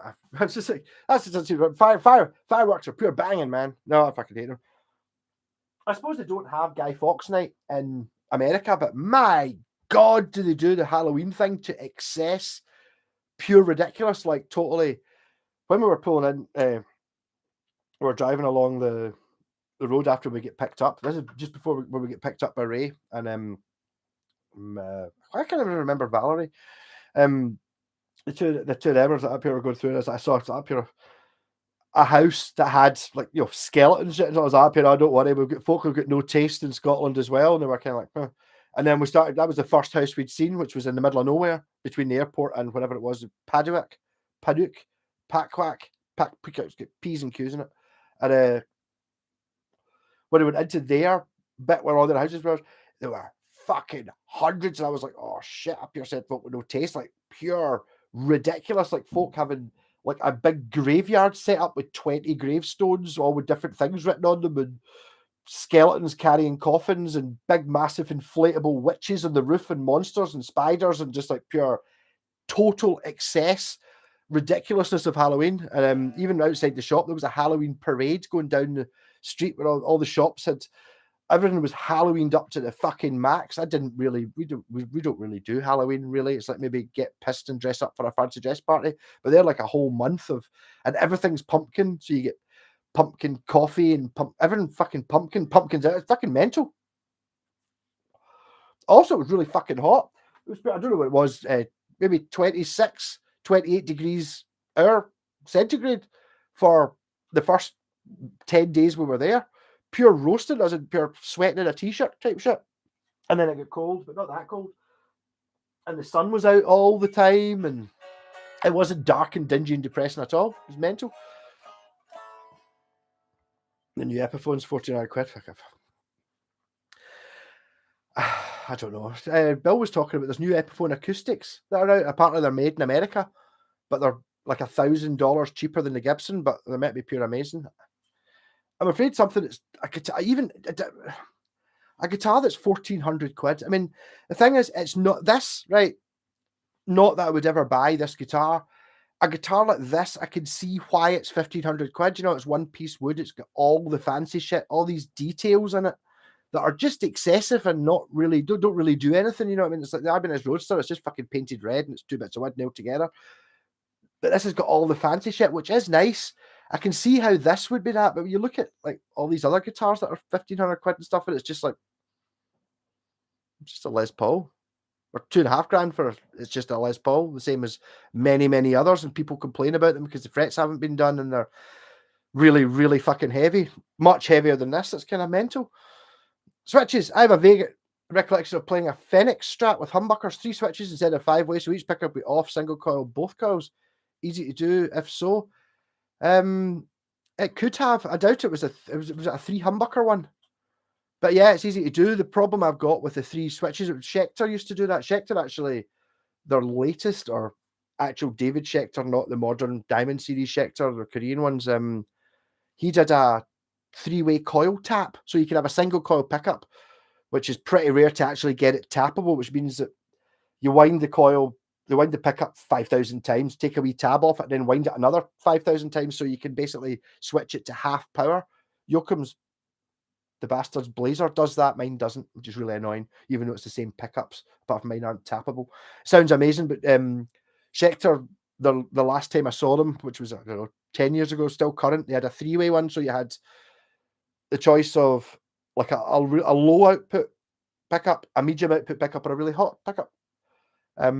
But the problem with the 3-way switches, it's not that easy to flip between them. I've done it before hundreds of times. The only problem is you need to buy a new scratch plate because you've got room for a blade switch. But yeah, it does mean that you get like the 2 sounds, even if it's not on-off single coil, you maybe get a 3-way switch for the humbucker if it's got a humbucker in the bridge. So you would have on-off single coil, but the other 2 would just be on and on if they're 2 singles. The problem with that is you can turn the guitar off by accident by hitting the switches, which is obviously you're going into a solo, come up for the solo, bang, oh damn, I've chosen the middle pickup instead of the bridge pickup. That's not as good. Whereas if you've got the switches, it's like, oh, I've just turned the fucking guitar off, there's no solo. So I kind of always try and make my guitars so that there's no way of actually turning it off by accident unless you turn the volume down. So kind of, for that reason, I'm not really that into having a switch for each individual pickup because of that problem. You know, it's like you can just imagine it, come up to the great bit and you're like, I'll just switch on to the bridge humbucker, bang, and instead you hit the wrong thing and turn the guitar off, so you get nothing.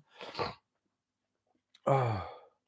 Yes, you said I'll put your custom switch to the stag. I'll pick it up this week. Can't wait because the video didn't sound great.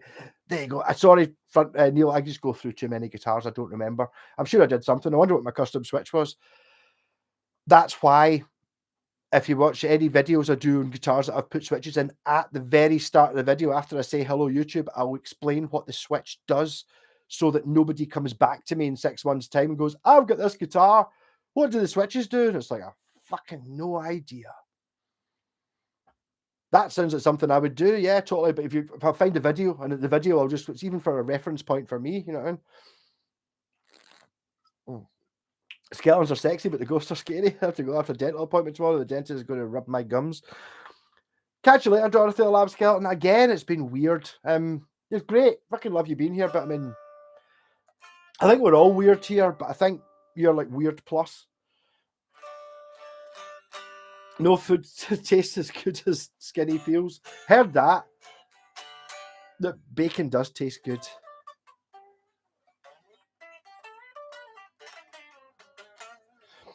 Oh, how can Halloween scare a skeleton? Well, some of the ones I saw, it's like some of the things are so elaborate. So many folk fucking dressed up and it was mental. It's like, and it basically it had all gone in the last couple of days. I mean, it was only fucking yesterday. No, yesterday I was home. The day before yesterday, I was still walking about in New York City. It was mental. Bacon is, Dorothy, is a special slice of cake. Totally. I'm so glad she's back though, because I think I accidentally banned her. I think she'd maybe had a different name or something, or maybe she just disappeared. I think I accidentally banned one of her comments. I was like, oh fuck, man. Because I didn't realize it was hilarious. Like, and Mad Enigma. I bet it's like, I bet she's like a fucking 15-year-old boy who's just like pure funny as fuck. Something like that. We just don't know. We just don't know. But bacon is good. I have been a little bit upset with bacon recently. I've been buying bacon in Lidl. It's like you get cooking bacon, it's called, which is just offcuts of other types of bacon. It's quite alarming how long that shit keeps. Like weeks. And I'm talking about, I've opened it. I've had a couple of bacon rolls. I've sealed it up. I've opened it and done it many times. And it's like, you're talking, it's 2 weeks I've had this bacon. And you're looking at it, fucking's fine. You're like, ah, this is, I know you do sometimes see bacon in packets that, you know, it starts going that sort of phosphorescent green color. Don't buy that. Obviously, that's it off. But when you buy like a big fucking slab of the shit, it fucking lasts forever.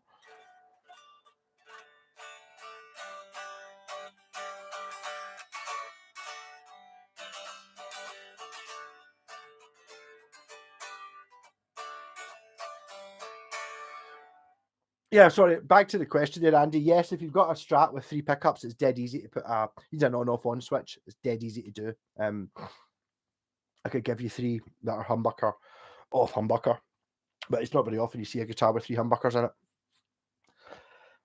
it. Again, it's one of those things that obviously I did it because I was in my super experimental switching phase, but I'm kind of. I think by the time it got to the Bucky casters, I was a bit more selective about it and trying to choose sounds that were actually quite different and usable. Because I mean, I did a Strat that fucking 112 sounds in it. It had 2 extra pickups and all this shit in it. And yes, all the sounds were different electrically, but ideally you just want to have like 5 or 6, maybe 10 maximum sounds that are all quite good to get as much difference in it as you can. But ultimately, the difference between a bridge pickup and a neck pickup is a bigger difference than pretty much anything else you can do. And the more things you put in, the less of a difference it makes between things. If you know what I mean, it's kind of bizarre. Bacon lasts a while because it's so salted. That's very, very possibly true. But American bacon is that mad streaky stuff, no back bacon. Possibly, yeah, no, I think Canadian bacon, or they call it Canadian bacon, is what we call bacon. Like normal bacon. Or you get streaky bacon, which is another bit. I don't know. The pig's a wondrous animal that's very difficult. Bacon is my favourite vegetable forever. Yes, you are fucking tappable pickups, you bastard. You want to swap your Super Tap 6 pickups from a just Super 6, not Super Tap 6. Bacon on the grill, pancakes fried with eggs and maple syrup. Best thing ever when you're hungover.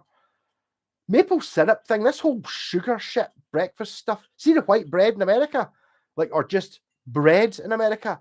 It's so sweet. It's like it's got toffee in it. It's kind of bizarre. I find it quite difficult. I mean, I'm going to say Jen's she's not a health freak, but she kind of a bit more wary. I think she did a thing on nutrition. So it's like pure brown bread and all that stuff. And it's actually when someone's for hammering it into you for 2 weeks. So pure, yeah, totally. I mean, it does. I mean, brown bread and white bread. Brown bread does kind of taste a bit better, but it's like about 400% better for you than white bread. So I mean, I'd never really bothered, to be honest. I don't particularly love white bread, so brown bread's fine. And all that shit. You just don't get that stuff. AK's Paps, I am back. Got my new guitar. It's a corker. And I hate to say it, it's possibly now my fanciest guitar.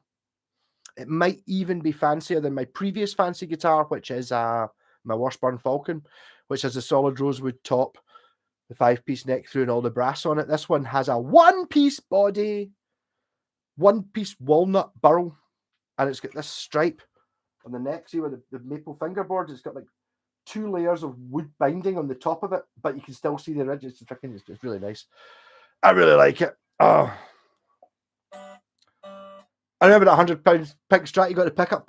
Maybe I did. Yes, the guy was fucking over the moon with it. I sold it to a guy in the West End, and he was just like up here. Look, I can't remember. I couldn't park outside his house. There was only double yellow lines, and I was just sitting there up here. Like, look, I can't come out. The guy came out. It was like handsome. He was just like up here.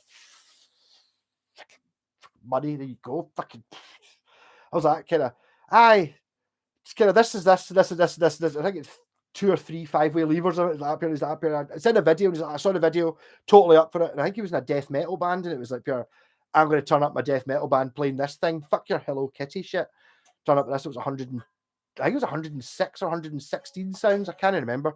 The thing is, I could have gone more, and I cut it back. So I thought it's got over 100 sounds. Why do more? I'll do more for the next one when I do the next really stupid Strat. That was amazing. Oh, the Stag now has your cascading megabucker. Yeah, well, the cascading megabucker. I mean, it's called the cascading megabucker, so obviously it's fucking great. Can't we go for that? Oh. In the food, what is it? Steely Dan don't do bacon, really? In the food, I think I've missed out some shit. Had a pizza last week that I rolled round a kebab. Wow. I think, to be honest, even in America, they did actually have in New York when we were kicking about the Big Apple, as you do. Apart from the fact that everyone was smoking weed, and we were talking to it. That was a bit where I fucking for folk you shouldn't talk to. Jen's mental though. You know, folk try to sell their I was trying to sell a CD, trying to get money off us. This is right outside Times Square. I was like, no. And Jen's like, oh, you're talking to them and getting hugs off them and all that shit. And they were pure immediately like, thanks for not being racist. You know, that's a fucking bit of a line, but it's like if you just talk to these people, they're like, oh, fucking great. We're pure getting photos, selfies, and that. Really good. But it was a bit where I was like, in America, you can't get filters for rolling tobacco. Who knew? So I saw someone said here.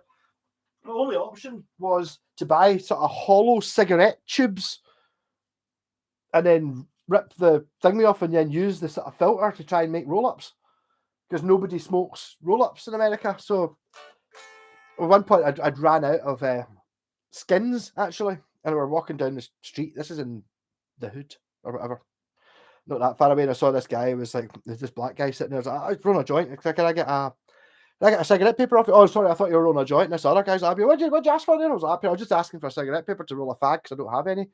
He's like, right, hold on, I'll help you in. And they went over and talked to this group of folk that you would never go and talk to. Black folk all look like rappers and all that, smoking weed. How is it?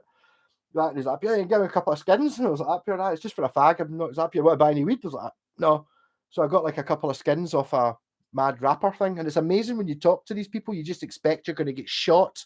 And they were fucking lovely. All of them are just like, right, cool. And it's like the difference between, you know, being like one of them and then being all right. It's like we were kind of all right with him just by being honest and just talking to him. And it's like, I think there must be a sort of, I don't know, I don't really understand racism. We don't really have any.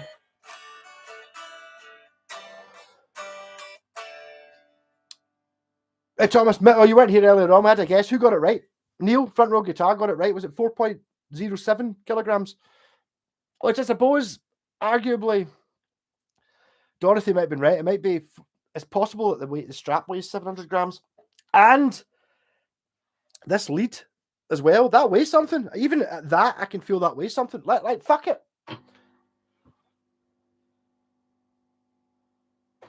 Right, Neil, enjoy your being right, right? With your saying it was 4.1 and getting it right, right?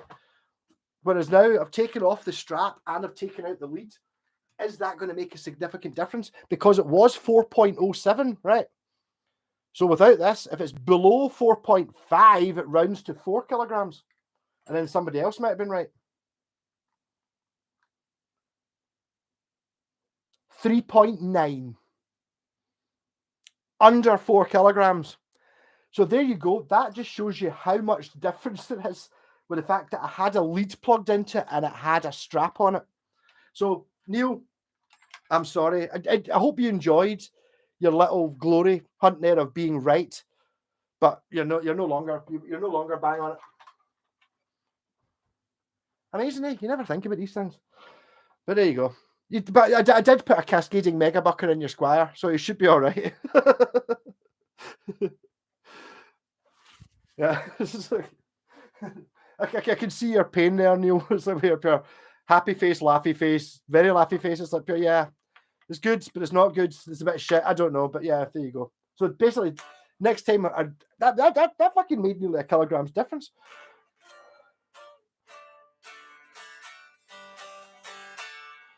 Dude, you harder, oh dear. I think I'm surprised you're allowed to put that in. Mr. Wexit Kit Kat's Podty nuked his channel. He's gone, man. Has he?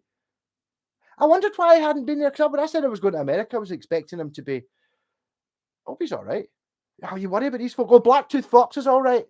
He messaged me when I was in America from his girlfriend's account going, I'm pure incognito, pure hiding and all that, but I'm doing all right. It's great. It's like I still occasionally watch. I'm still aware with Mr. Whitesnake and myself looking up YouTube on his girlfriend's phone, but he had to set up her account so he could actually comment. So don't worry about him. He's all right. But anyone was worried about him, because I kind of was. So he's doing all right. I got sold to Fuck's first album by an old lady who claimed to be the guitarist's wife. I blame the feds. I remember staying in Harlem and I was the only white guy around some nights. Felt odd, but never had any trouble. I think a lot of these things are just how you treat people. Do you know what I mean? I was obviously, we were talking to the I think they genuinely were rappers. I don't think it's racist calling them rappers, because they were trying to send me a CD, and the guys like that pure. I read the CD and I was like, to be honest, I probably won't like it. Is that pure? I not like black music? I don't like new music. Fuck new music. I like old 70s shit. Is that 70s stuff? What's that stuff? I was like Sabbath. He's like, fucking Sabbath and Zeppelin. And I was like, yeah. So we got on all right anyway. This is while Jen was talking to his other pal. Is that pure? I like sort of acoustic stuff. I was like, wait, if I'm Scotland, is that pure? Oh, why does it always rain on me? Is that pure? He knew Travis. And I was like, he was the year above me at my school. So yeah.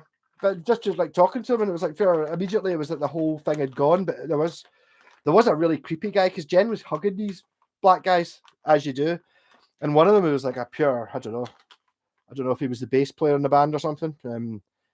All his teeth were gold, and I was being very vigilant while Jen was getting hugged, thinking they're going to fucking try and pickpocket her. They didn't, but he was like giving her a hug, and I was like sitting behind him, giving her a hug, and he was pure enjoying it far too much. Pure, I hugged a white woman today. Yeah. But I'm sure they were all just funny. But I think this is like 10 o'clock in the morning, so you're not going to get mad druggies. It was hilarious. It does, Nature Happy. Hey, how's it going? It does look a bit like a Quest Manhattan.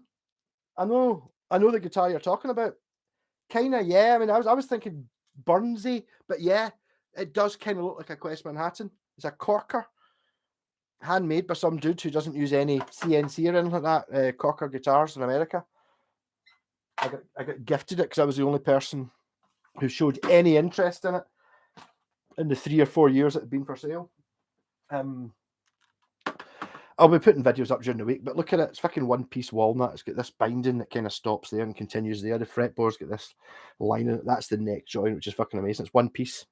I mentioned that. It's got DiMarzio's, Nagota, and clusters. It's fucking brilliant.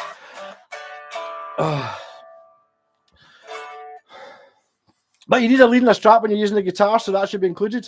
Well, yeah, but where does it come in? You need to. I mean, I am obviously including the strings in that. You know, when a guitar, you put strings on it. Some people play sitting down and wireless. Some people don't like to plug in. They just play it really loud like that. You know what I mean?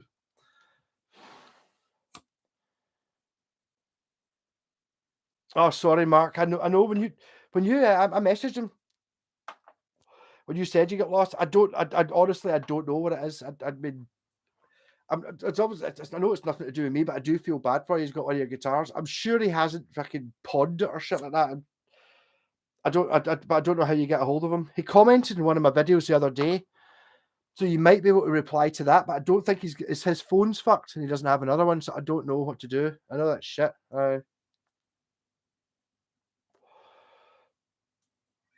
It was you that was asking about? Yeah, I knew someone did. It was literally when I was in America. I got a message from him the first time in months, and it was like I don't even know which video it was on. He commented on it, and it's not him. It's I assume it's his girlfriend's. I do know that. Well, the information I have is he got her pregnant, and she's like 25 years younger than him. And that was kind of the last I heard of him. So I don't know. I honestly just don't know what's going on. I did. Cage Paps. Well, Fran, he was a year above me at Lindsay Academy. I never met him. I probably saw him 1,000 times, but I didn't know who Travis were. There used to be in a band called Glass Onion. But I do know that one time we were. It might not be the same guy. One time with Mushies, I remember my pal Steve met the guy who was apparently the guy from Glass Onion. It could have been him. I don't know. I was Mushies, don't remember it. In the wee shop down at Miller's Nuke. Yeah, so he's a year above me. Yeah,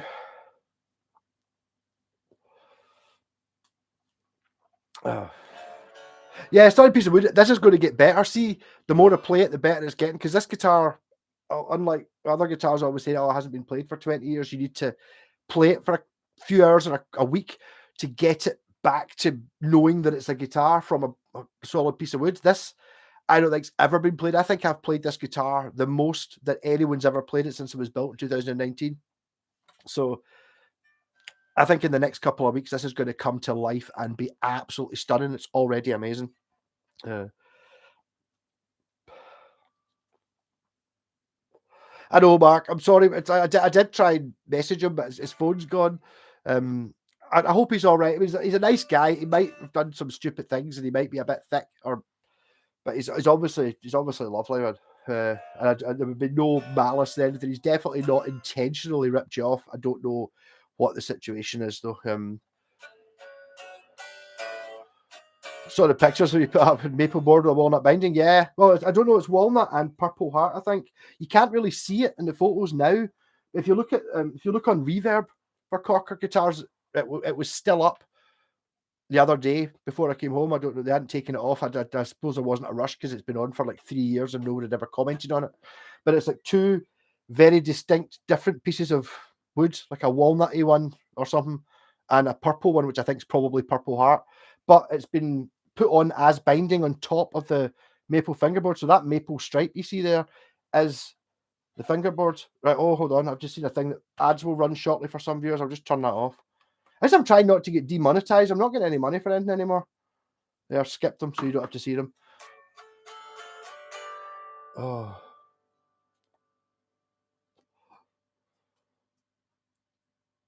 Look up. All I found was corked. I looked up. There was one of them was a Corker guitar. It's an acoustic someone had built and drilled lots of holes that put corks in it. I assume for some sound thing. And this one on Reverb, there is actually a Corker Guitars, which is a guitar shop or a reverb shop. And he says, I think he sells mostly, just used guitars as you do, but he occasionally builds one himself. And this is one of them. I don't think there's another one like this in the world anywhere that's this shape or anything like this. The few I've seen, as I said, he did 2 Telecasters. There's a Stratocaster type thing that doesn't have a pick guard, and a pal Michael found, what was it earlier on? It was one that was kind of like a, what do you call it? 2 Filtertrons and a P90. It was sort of like a, it's like a through neck. It was, I don't know, kind of like one of your Jerry Garcia type things, but much more so than this is. This is just kind of like a slightly odd shaped Strat. Bit of Rickenbacker in it, maybe. I don't know. But as you say, Quest Manhattan, a bit like that, but not as extreme in that direction. Hey, Problem Child, did you? Awesome. Oh, Tim was cool as fuck. He gave me a good. I got a really weird message from it. It was a voice message, and it was like pure. Yeah, man. It's like I don't know. I wondered if he was running on the run from the law or something. It was like totally. Yeah, just keep doing what you're doing. I totally get it. It's fucking amazing. Blah. You know, it was like a sort of, and I'm dying next week, sort of thing. And I was like, you're fucking hell. And I tried messaging back, and his phone wasn't working. So it's kind of bizarre. I'm glad he's all right though. Oh.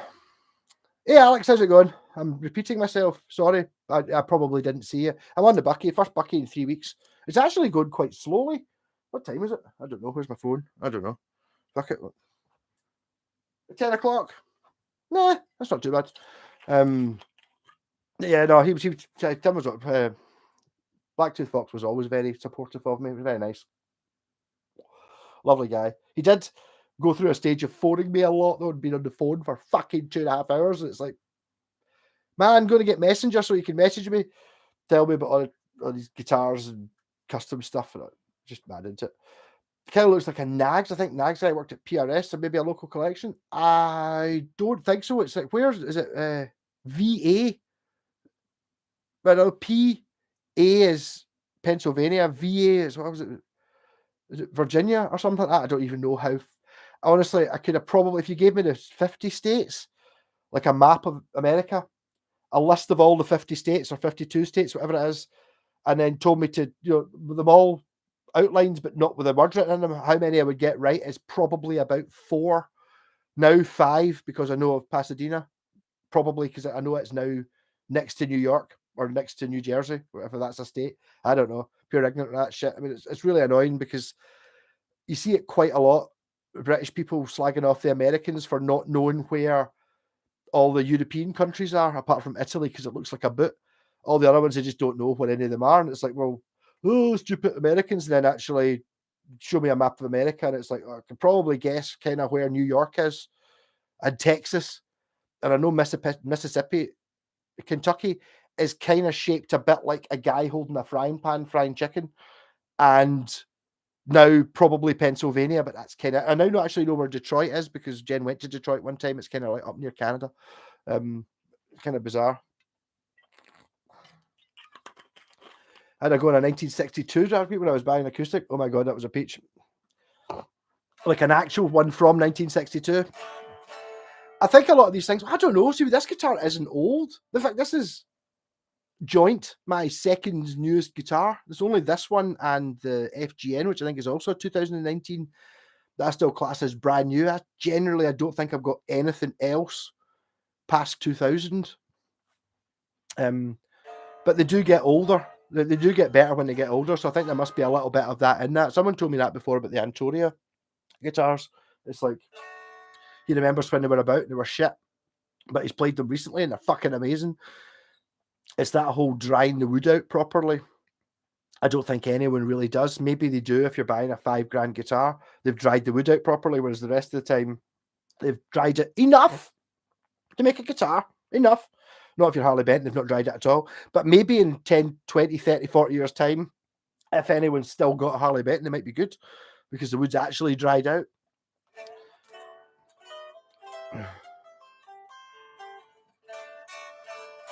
Don't think he's stolen him. I don't think he has. No, I'm sure he knows what he's doing. Money can't pay my bills. I need some more money to survive on this planet. It's fucking pissing at money. I fucking hate it. There's an element of it's just a funny thing in America, just the amount of money people are willing to spend and going out and just on food and going to diners and shit, which we just don't really. I don't think anyone really goes to diners in Scotland.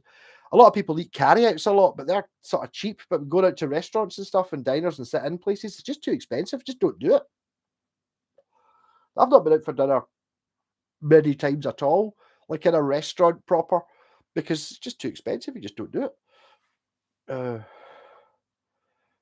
Was it equivalent to Bucky Irish stew? To be honest, I wasn't really that bothered about getting booze. There were some crazy shit which I've got photos of in that petrol station where you could buy like a 12-pack of Monster, which had 6% alcohol. They also had a party bucket. Have anyone ever tried Fireball? Kind of tastes like the Fireball sweets. I remember having a bottle of that years ago, but it was like lots of wee 50 centiliter bottles, like 20 of them or something, in a party bucket, so you could go, wow, I'll get tanked up. So I never really got anywhere. I also did go to an actual booze shop because I went in a quest, which is probably a video of trying to find fizzy water for Jen. She was painting guitars and I was bored and wanted fags.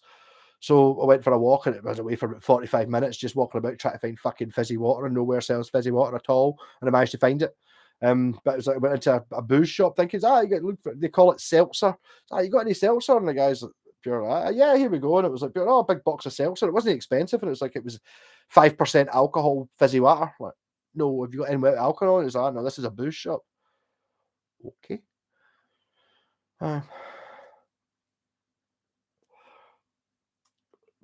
Portawa VA is for Corker's base. Yes, that's what I got to, but I didn't know where VA was. But yeah, all the way to Blackpool. I want a Trident T-shirt, CD, and drumsticks.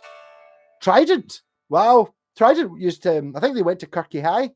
My pal G, I need to fucking get a bucky with soon.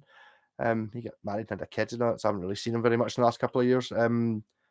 He remembers Trident playing when he was at high school, Kirky High, like on the last day of term or whatever. Trident did a gig. And I was like, Trident, like a power trio. There's 3 of them. No, I was like, yeah, fucking great idea. It's like pure Trident. Oh, obviously a 3-piece. Nope. How Spinal Tap is that? We also almost covered for them in the Black Sabbath band playing in Bar Bliss and Kirky because they pulled out, but then once we got asked the rest of the band, it was like, oh no, they're back on again. And I've also done their guitar. They had a Telecaster. I had a Trident Telecaster in at one point that I rewired or something. I can't remember. It was back when I was in Lindsay.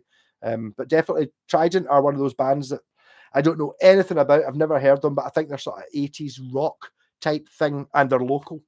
I might recognize some of the players just from kicking about Kirky. Don't know. PA is Pennsylvania. I knew PA was Pennsylvania because I was in Pennsylvania. Oklahoma. See it again, problem child. Hit me with Oklahoma, and total ignorance. I don't know where that is. I'd have a go, and I'd have like a 1 in. Well, I kind of probably know where 5 of the states are, so I'd have a 1 in 45 chance of knowing where they are. I don't know. He did. We talk. We used to. Yeah. He's not dead, Mr. Whitesnake. He just doesn't have a phone.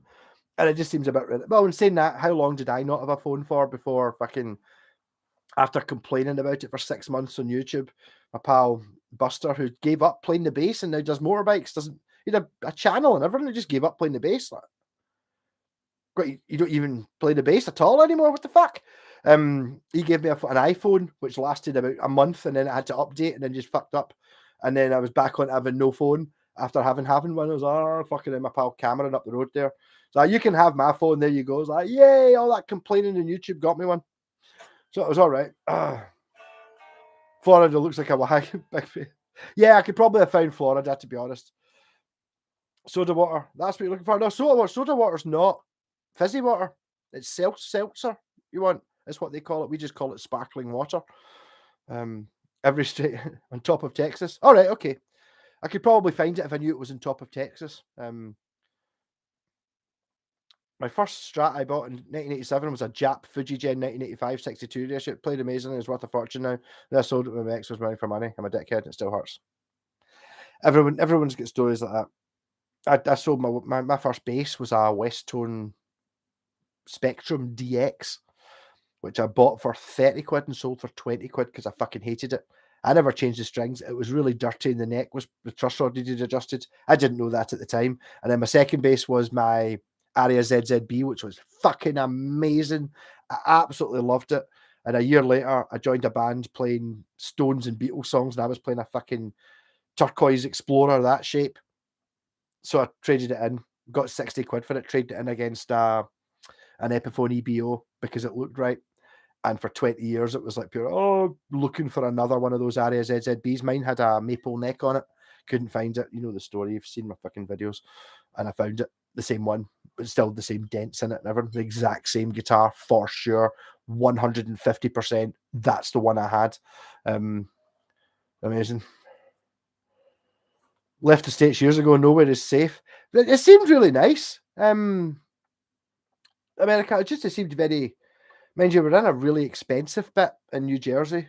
It was lovely. All these sort of hand-built houses and all fucking massive, and everyone had 5 cars and all that shit. And then when I went to Penciltucky, there were some scummier looking bits, but the bit where Bill's house was, which I started talking about earlier on, which kind of looks like a really nice house, and a two-car garage.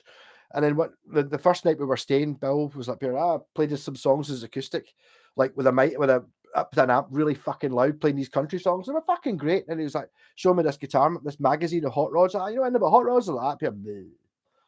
Oh, it looks like the ZZ Top one. And he's up here. Yeah, I've worked on that ZZ Top one every half a dozen times because they keep using it. So you have to, every 5 years or something, you have to get it in and get it completely rebuilt because it's now dirty, sort of thing.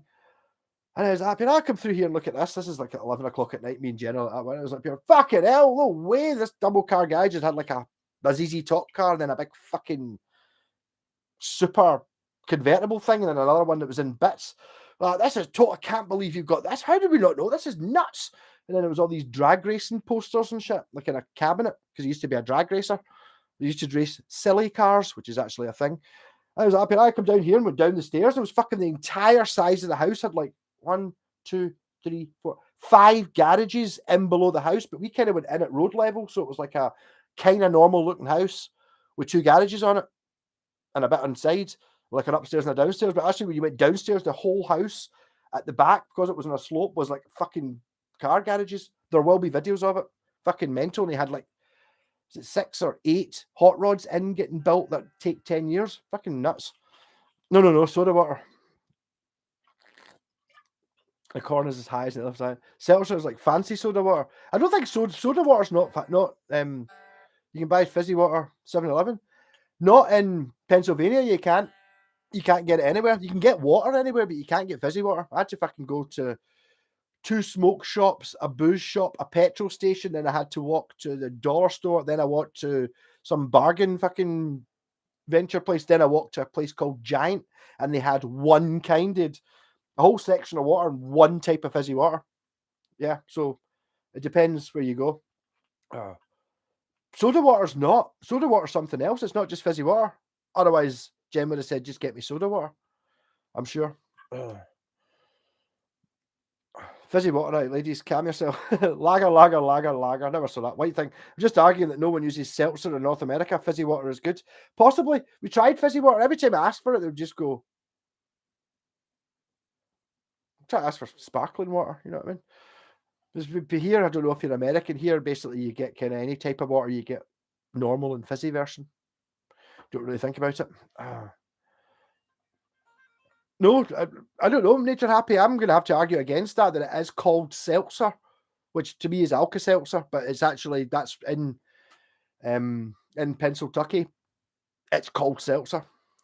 You finding your base again gives me hope.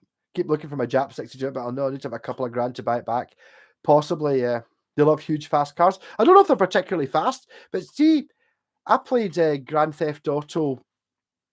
What's the one after? Not Vice City. I remember my pal having that, whatever it was when I got my Xbox. And it's kind of like that. The cars drive quite far apart. Like here, cars are pure rammed together, coming up to the lights. Everyone's pure angry and pure accelerating fast.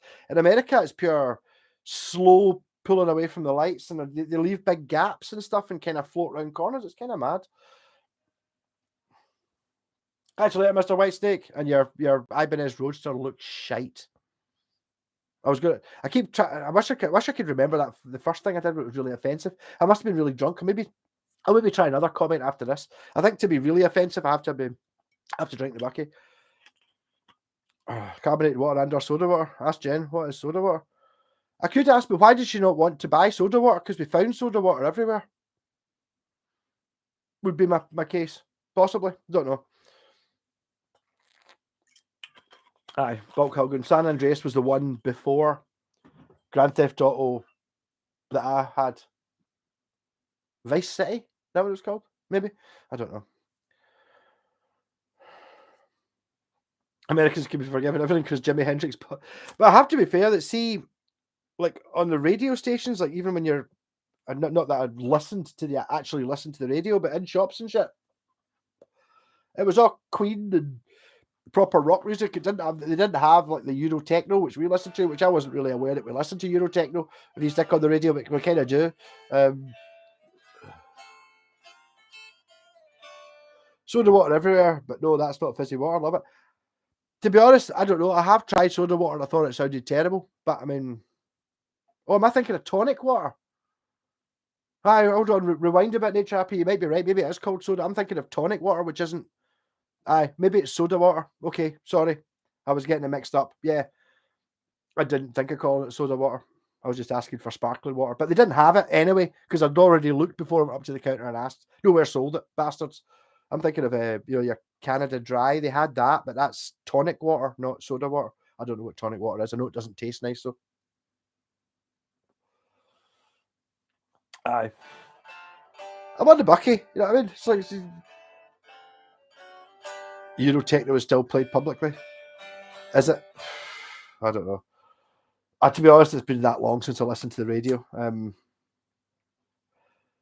I suppose Beyonce. I'm trying to think of the last. It was Lady Gaga and Beyonce and shit. What do you call that? I don't think that's like a big thing. Basically, I think you've just got rock radio stations in America, which really don't have. Canada Dry is ginger beer, is it? Maybe. I don't know. It could be. They did have. Again, it's like, see, when I was in China, they had, one of the flavors of drink you got was grape.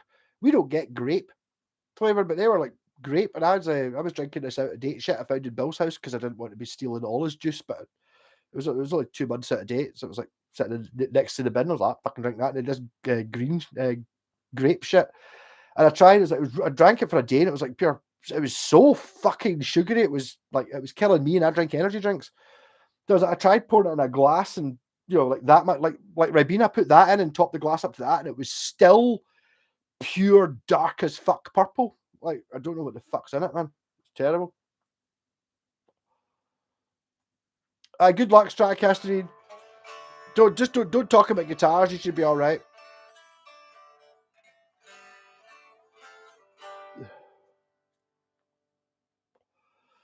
Canada Dry is a brand that makes everything from ginger ale to tonic water to soda water. Possibly. I don't know. I didn't see any sparkling water because when I said it's like fizzy, they would be like, was that sparkling water that is sparkling? And it's like nowhere sold it in Penciltucky. Hey, Slow Ranger, how's it going? Oh, what was I going to ask you earlier on? I was thinking about something. What was it you're talking about? I'm talking about being in America. No, I was at the Panda wondering, like, my Panda did start after 2 weeks, which was pretty good. But then when I stopped at the shop, it didn't start again. If you need a guitar fixed or set up, because you can probably fix, he said it was some sort of intermittent things. Obviously, I got a new battery and shit. I think I've just got a bad connection somewhere. But I can fix your guitar. I'll come round to your house and fix your fucking guitar while you sort the fucking Panda. I just don't want to pay anyone to do it. I don't mind spending an hour fucking fixing a guitar for it. But, yeah. We're just having a soda water, tonic water. What is tonic water and soda water debate in America with terrible food, which actually, to be something that looked quite good in the can, but an awful lot of different types of. I tried tightening the contacts on my battery. I tried squishing it with thing. Imagine I had it in the Panda in the US. I did see after I was talking to Doug with his 63-inch lawnmower. It's like 63-inch, with the pure smug face, pure the wink like that. Right, he was talking about the Fiat 500. He reckoned he remembers. Oh, I remember the Fiat 5, the Fiat. They say it funny. They don't say Fiat. It's like Fiat 500. I think they only sold 500 of them and just disappeared. But I fucking saw 4 of them after he'd said that. So there's definitely more than Fiat. Exactly. Fix it again, Tony. But it was the 500s I saw, and it was all the Arbath ones. Obviously, the ones with the big engine. I think it's like a 1.3 turbo or something. Because gas is cheap. I went to a Panzer, I went to Greece, didn't have power steering, it was a blast. Oh, it must have been an old one. Mine's the modern Panda. The one that's got electric windows in the front, power steering. But yeah, and it's quite comfy. Eat something self-cooked. We did. No, I think after Jen went a bit mental. I don't think she said she was going to watch me, but I think she's fallen asleep. Maybe been a bit nosy. She was kept telling people that the food here is pure shocking. I can't believe it. You can't buy wholemeal bread to everybody. It was like, yeah. But yeah, after saying that a few times to Melody and Bill, we did get some home cooked dinners and they were good. I did have fried spam though, which was all right. It was still spam, but she had made like turkey burgers and rice, and it was like, this is genuinely pretty good food. And what was the other thing she made? I can't remember. Soup. She made me soup, and I drank about a gallon of it. It was great. Tonic water contains quinine. Soda water is traditionally aerated with soda crystals. These days, it's often just CO2 rather than soda. There you go. Your Panda got 2 sunroofs? No, but Jen's old Panda had 2 sunroofs. I've got the modern Panda, which is like looks like Postman Pat's van. That's how you can fit a bass in it, and it takes that amp. It takes that big fucking Marshall 4x10, the 1x15 in the back. Fucking, it's like the most amazing car ever. The Fiat 500, which is more popular, is smaller because the sides kind of go like that because they made it look good. Mine's just pure. It's a pure box. I used to laugh so much. I used to slag off my wee brother because he had one, and it was like, that's shot. My God, I wouldn't be seen dead driving that. And then one time he took us all to the eat as much as you can buffet, 4 of us, and I was sitting in the back, and it was like, fucking hell, it's actually all right. You can totally sit in the back of it. You can get 4 folk in it, nay bother. 4 folk in it for like an hour, not an issue. 5 folk in it for an hour, bit of an issue. 5 folk in it, 10, 15 minutes, no problem. And it's fucking tiny. It's amazing. The Panda issue is almost certainly exact. Oh, fucking, do you want a humbucker? You want coil splits fitted to your guitar? Sloaney, quite like that, yeah. Go for it, Sloaney. You know a lot about fizzy water. I know nothing about fizzy water, but I was drinking some of it and it was kind of all right. I don't know how did this thing it was being pure horrible. I know it was being sensible. Craig, the guitarist in the Black Sabbath band, stopped smoking weed, stopped smoking fags, and stopped drinking shite. And he just drinks fizzy water all the time. And he's got, it's just fucking great. But he's kind of got a small frame, but a belly like this. And that might be something to do with what he's eating curries and drinking brandy. But fizzy water is no longer something I pure bulk at. It's all right. Basically, it kind of sees Sprite that you get now once they reduce the sugar code. It's kind of just the same as Sprite, like to the point of not really being that noticeable. I think I'm going to try and cut down a bit on that crap. I did get a wee bit shocked with the energy drink, with some of the energy drinks I was buying, and it was like that corn syrup in it was like 120% of your daily allowance of sugar, and it's like, really don't want to be drinking something with that amount of sugar in it.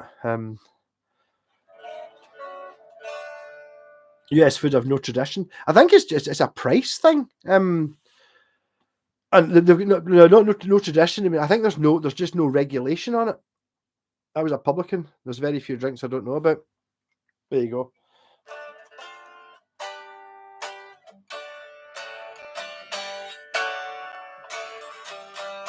In other words, you owned a pub. Yeah, fair enough. I don't know. I'm sorry. I'm just one of those folk that never really liked pubs just because it's expensive. I could get a bottle of Bucky. $8.99 for a bottle of Bucky though. Really? I'd obviously been buying things. I'm sure it was $7. No, it's only £1 more, I suppose. And everyone else has doubled in price, so maybe $8.99 isn't that bad, but that's fucking shit. Been £9 for a bottle of Bucky. I'm sure that went up in the last year. Buckfast cocktails, yeah, nay. Why would you want to dilute Bucky? I've never added anything to Bucky that's made it better. I would rather just have the Bucky. If you want to mix it, cocktail, have that with a Coke or something, then drink the Bucky, then drink the Coke. No problem with that. Hey Thomas, what's the signed LP? It's do you remember the show Gladiators, which was a British show? I think it was called American Gladiators in America about 20 years ago, something like that. It's been relaunched in December, maybe December or January. It's been relaunched, and my pal Andrew was on the crew for it, and he was going down. He went down to somewhere in England for a month. He's like, I'm going down, blah blah blah, the Gladiators, blah blah blah. If you got like a guitar that I can take, and I'll get them all to sign it. So there. So what I'm going to do with it, I don't know. The obvious thing would be to sell it for charity, but actually I'm thinking just basically just selling it and then splitting the money with him. I mean, it's a satellite Les Paul like I got for 20 quid or something, so I'll just split it with him. But it's signed by all of them: Athena, Legend, Comet, Bionic, Fire, Steel. All these things are all signed the Gladiators Les Paul. So we don't know. We used to do a pint glass, half Buckfast, half Orange Mad Dog. Wow. That used to be, if you go back to my earlier videos, I think when I started out my room, when I first painted my room myself, when I was started getting into the smoking weed and listening to Led Zeppelin and the Beatles and all that, I painted it, the walls the same colour as Kiwi Lime Mad Dog, so green walls and a purple roof. It was the same colour as Bucky, because whatever money I had at the time, I think it worked out that I could, for a tenner, I could buy 10 fags, a bottle of Mad Dog and a bottle of Bucky per weekend. So every weekend was Friday night was Bucky or Mad Dog, and then Saturday night was the other one. Used to work, I think Mad Dog was maybe £3 something a bottle, and Bucky was £4 something a bottle, and it was £1 for fags. That kind of thing. Don't know about mixing them. It's not the real Gladiators. Game changer, colon changer. Sounds mad, but it actually tastes nice. I don't imagine.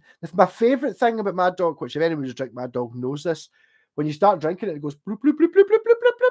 That was the best thing about Mad Dog. And it was horrible, horrible flavours, and the green one was kind of acceptable. The orange one was kind of acceptable. The pink grapefruit one was almost all right. And then the strawberry one was just unbearably bad. And then you go, oh no way, there's a white grape and a black grape, and both of them are fucking petrol.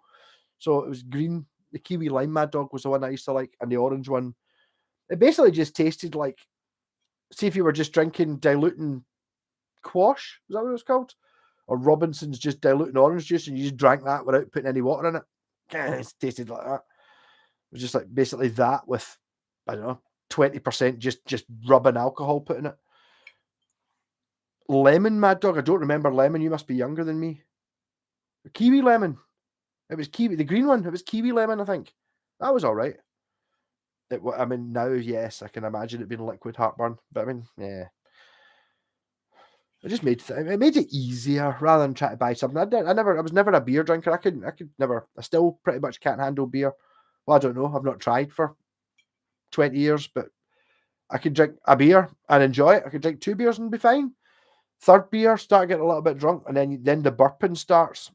This beer just so gaseous. This beer, it's like, so if I drank like 4 pints, it was just like burp. Not being particularly pissed because you've only drank half a bottle of Bucky. Just burp, burp, burp, burp, burp, and eventually I would just throw up foam. Is my experience of drinking pints. Something in it. Might even be the same thing that's in Red Bull, which makes me not able to drink more than 1 can of Red Bull a day, or whatever's in coffee. I can drink a coffee, quite enjoy it, fine. If I drink 2 coffees in a day, my stomach starts going squirty, and it's like start getting dizzy and shit, like I've taken some sort of drug. Last time I drank every day, I went round to my ex's, tried to fight her. A lovely chocolate orange stout. I think just lovely and stout does not go together in my brain. No, I don't know that. Terrible. But I did, I got tobacco. Look, we only had 2 different types of tobacco. Golden Vagina was the one I had to go for, which is the one I don't buy because I can't not say Golden Vagina. It's not, it's Virginia, but it's like, I've said it too many times. Is Bucky a drink in a pub? In Nice and Sleazy's on Sucky Hall Street in Glasgow, it is. or at least every single time I've ever been in there, I've had a glass of Bucky. The last time was, I don't know, maybe 10 years ago when I went to see Hawkwind. I can't remember. They were playing in the ABC, which was across the road. Not in my pubs with an ounce of class. But Nice and Sleazy's was different. It was a proper rock pub. I remember getting one that was like freaking. I think it was maybe my third glass of Bucky. And the girl behind the bar obviously get pissed off when we got up and asked for Bucky and just gave me like a half pint of the shit, man. And it pure fucking nearly killed me. It was awful. So much so that I remember actually going up to these two guys that were standing at the bar, who I thought they were obviously rockers, obviously. And I thought they'd been supporting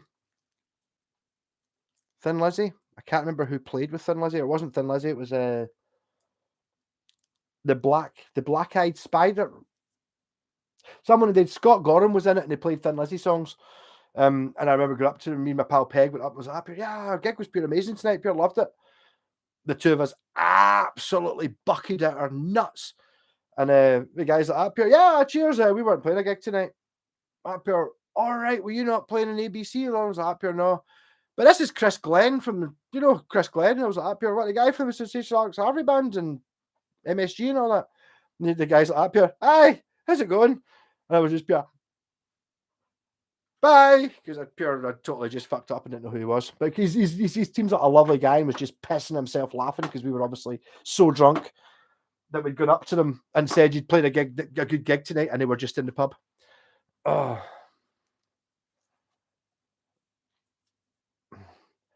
Did you hit with an ad? Sorry, I don't know how to do the ads. I don't mind. I've picked the wrong night to stay monetized. I'll not be staying monetized anyway. Don't worry about it. I've been smoking and talking shit. I don't know. YouTube have changed crap. It's really annoying. What was the story? Kit Kats, was that the one about when I was just completely drunk and drinking Bucky and Nice and Sleazy's and met Chris Glenn, who was in Sensational Alex Harvey band and the Michael Schenker group and other things, who's a proper bona fide, proper rock bass player, worthy of worship. And we were like, yeah, and we just ran away, pure steaming. Yeah. The danger with Bucky is I'm used to drinking out a bottle. So see when you've got a glass and you're getting to that pure, time for another drink, you have a look at that left, which you're used to doing with a pint. So you do that, you go like, we're just going, okay. There's only that left in the glass, bang, which is like about a quarter of a bottle of Bucky, which is just fucking kills you.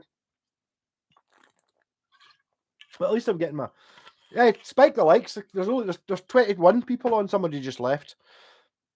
I'm sorry. But on other news, JPAX is going to do t-shirts, which means that I'm going to tag along with it and get Mad Malco t-shirts done as well. So there might be Mad Malco t-shirts actually available at some point, because it's not actually contingent on me doing it, because I'm a lazy bastard and can't be bothered doing these things. But if I'm going on my own, it'll be fine. Black Star Riders with Scott Gorham. That's who it was. Or that's at least who it was that I thought the two guys who were Chris Glenn and somebody else, I thought they looked like somebody in that band, but it wasn't them. I can't remember who they were supporting. I'm thinking they might have been supporting Wilco. Maybe. No, it can't have been Wilco. What? But Europe. Were they supporting Europe? They might have been supporting Europe. I was actually meant to go to Europe on 2 Wednesdays ago, and that was when it came up, the opportunity to go to America, and we were leaving at 5 a.m. on Thursday morning, and Europe was on the Wednesday night, and I was like to my pals, look, sorry, I can't go to Europe, I'm going to America. And they were just like, what the fuck? Leave satisfied customers, JPAX. I think so. I don't know. He's got some mad ideas for t-shirts and shit. She actually painted some t-shirts which pure didn't work and then did work, which involved me standing like that wearing a t-shirt and her painting it while I was wearing it, because there was no way of physically painting it on the flat because the paint she'd bought was shit. So it was like kind of me just standing there like that and her going, basically me just getting molested for half an hour, which totally wasn't entirely unpleasant. It was a little bit awkward, but it wasn't that.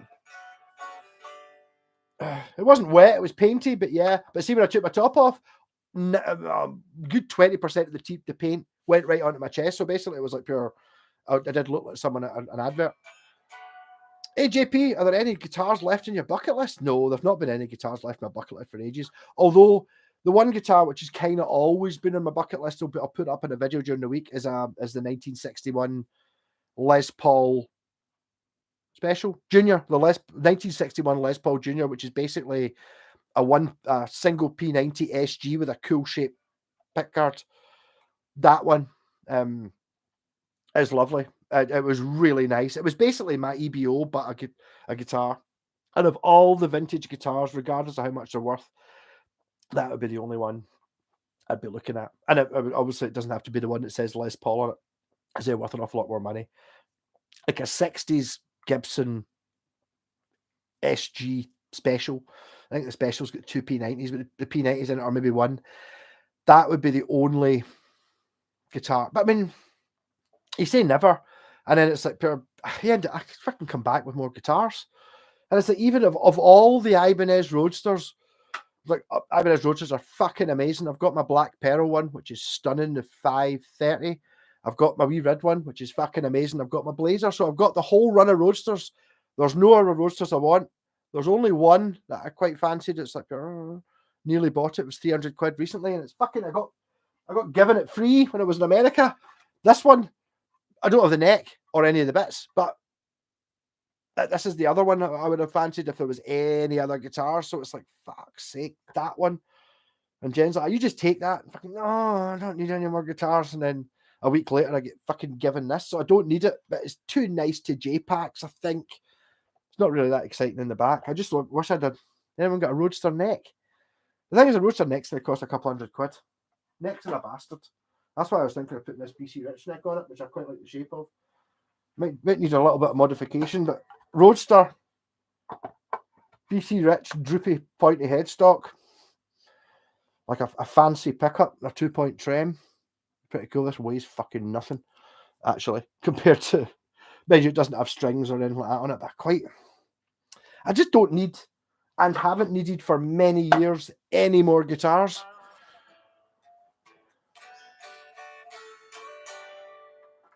The Harley Benton HG Junior copy, 150 at X. I expect it's made a different factory than most of the rubbish. Possibly. I don't know. You might have just got lucky. I mean, I slag off Harley Benton a lot because of the last couple I've seen have been fucking awful. And I don't know. It's 150 quid. So to be honest, we're getting to the point to see if you get 150 quid and you're buying a guitar that is okay. I'm fine with that. That's all right. But I mean, they're not all good. The problem with guitars is that they're always another one that catches your eye. That's it. I mean, how could I possibly have thought I wanted this? And then sometimes you see them and you go, up here, I don't need any more guitars. I don't need any more guitars. 50 quid, really? You know what I mean? I didn't even look at this. I never, ever wanted a Telecaster. I can't even remember. I now can't remember whether this is the custom or the deluxe. It's like, it doesn't have the metal plate on it, and it's like, it's 140 quid, and it's like a 70s all original, 1974 all original fucking one. It's like, I can't say no. I didn't want it, but now I'm not. No, you're not having it now. No, but again, it's like, I think this might actually be better than the Fender one, because every Fender one you see is like, it's really good, but it's really heavy. This isn't really heavy, so it's like, it sounds fucking brilliant. I didn't want it. I didn't need it. I always wanted a guitar to go with my ZZB bass. The one I was talking about earlier on. Is that my pal Wayne found this. It's called a Blade Runner. It's called a Blade Runner. Of course I have to have it. It's called a Blade Runner, for fuck's sake. Really difficult. The guitar addiction is real, and it's not like I'm keeping things that are easy to replace. That's the problem. You know what I mean? If I sold any of these, it's like, in 10 years' time, I really regretted it. I'd never fucking find one. Oh.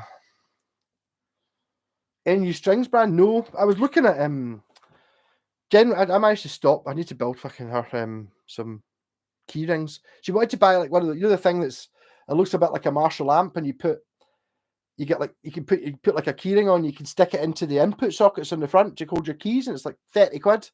And the sockets are a £5 each. And it's like, that's more than an amp fucking costs. Do you know what I mean? So I was like, Jen trying to spend our last $5 trying to buy it. So it's $5 for basically a fucking fake like these are, apart from it actually fits. I did actually check, these don't fit in a guitar. They've made them slightly big. They're not actually guitar things. Obviously, I'm thinking, as soon as I saw this, I was like, well, maybe I should put a guitar lead in there so it is actually usable. I've always got a guitar lead. Would be handy. It's not handy when you're playing a guitar, they get in the way. But I didn't see any new strings. And the Darios, which I was looking at to try and spend Jen's last $5, weren't super cheap. They were like $6. And okay, I think they're $6 here, £6, so they're 20% cheaper because they're made there, but it wasn't really that good. Do you have a Jackson guitar? I do not have a Jackson guitar. I've never really hit a Jackson guitar that I really, really liked. I've had a few of them. I had an 8-string one. I mean, you get original Japanese Jacksons. There's some Jackson, I don't know. They've never really appealed to me. Maybe it's because they're too popular.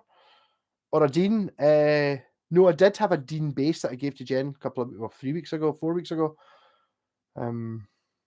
But not wanting anything in return, you can just have that, which is kind of gone into this fucking idea that I managed to go to America with fucking no money. But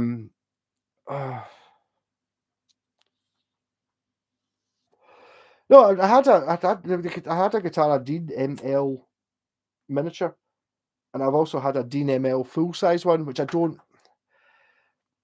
Again, Dean, there's not really any of them that really. I don't know. I mean, I'm not going for quality of guitar. There's a look thing, which affects everyone.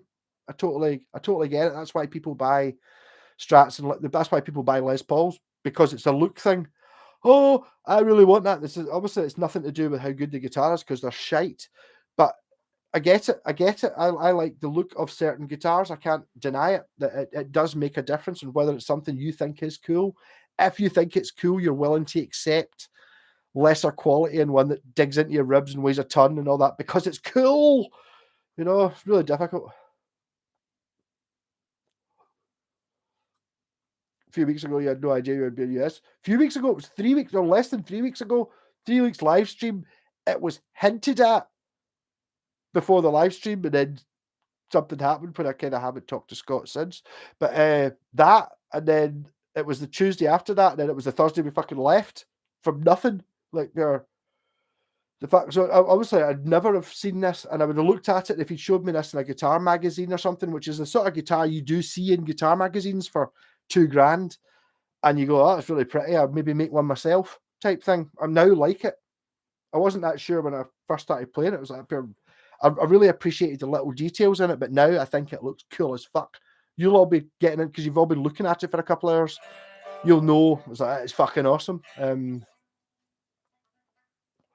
What about the Paul Gilbert Ibanez? I've not been playing it. I put the wrong pickups in it. I don't like the DiMarzio Evolution pickups, which is a shame. The Steve Vai ones, I'm going to sell the pickups and put something else in it. I do like these DiMarzio pickups, whatever these are, but the problem with Paul Gilbert is I've got the fucking. I sold a JPAC. I got a JPAC Jen to do a flying V for me, and I didn't really want the flying V because I've got a flying V. So I was like, do you want to just sell it? And she pure insisted to give me the money for it, and basically with that money I bought this, and then she painted it. So this one's better than the Paul Gilbert one. It's got a Invader, a Screaming Demon, and a Pearly Gates in it, which I bought for 200. Was it 250? I can't remember. I went with the guy. I went to the guy's house. I had to drive all the way over to Glenrothes to get it, and it had been up for sale for a long time. I don't know why didn't anyone buy it? I don't know. Japanese RG. And I was like, you're right. I'm gonna if I find anything on this, I'm gonna haggle. It's been for sale for a while. Got cash, right? Here we go. And it was like just playing it. It was fucking perfect. Like that. Just haggle. I came here to haggle, man, but I can't find anything wrong with this, man. There's your money. It's like, but that one's better than the Paul Gilbert one. Currently, the Paul Gilbert one is the best looking of all the RGs. I always think the RGs are a bit clinical and shit looking, but this one is no longer clinical and shit because it's got this. And that to me, that looks like a green boob. which is only a plus point. But that's a fucking amazing guitar. So I should probably sell the Paul Gilbert, but I don't want to because I like it. Oh, it's difficult. It's like I'm just pure pouring my heart out here on how guitar addiction is difficult, as you say, front row, Neil. It is. It's difficult, but these are not shite guitars. These are fucking proper, super, as good as you can get guitars, and it's like I can't get rid of them.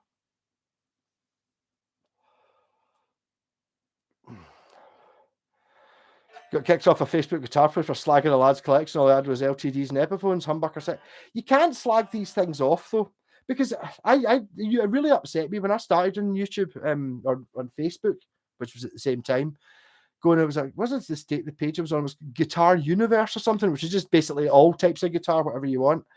And folk could go up here, pure can't wait to play the guitar. It's amazing. I've just bought this. And it's like, I bought like a Squier Affinity and a Marshall 10 watt. And it's like, oh, pure amazing. And then you would just immediately get folk going, fucking buying a Squier Affinity. They're pure shite. You should buy an American Fender. And a Marshall, that's not even valves. So it was just like, oh, pure bastards.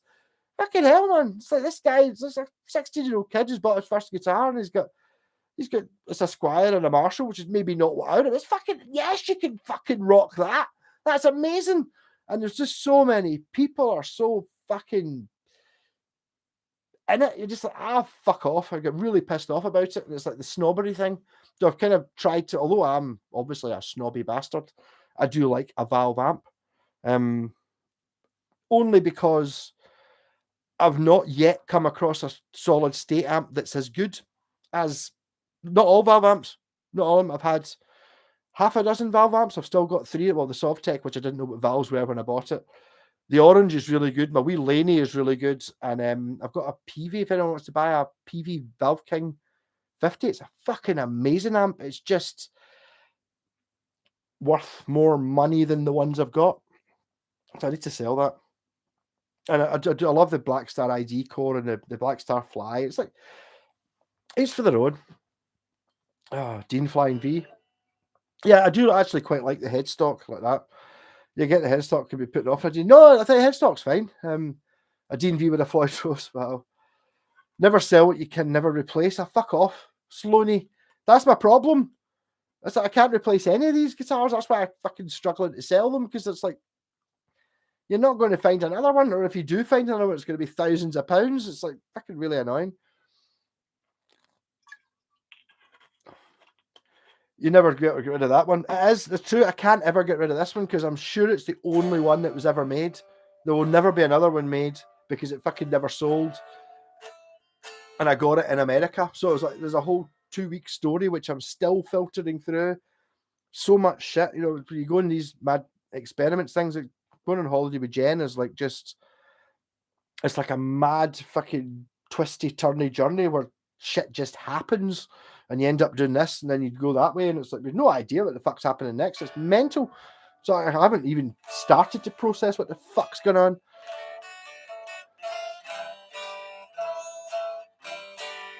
And I vaguely remember your best sounding guitar, Harry Stewart, is the second left Strat from the Blade Runner. That one, the JPEGs.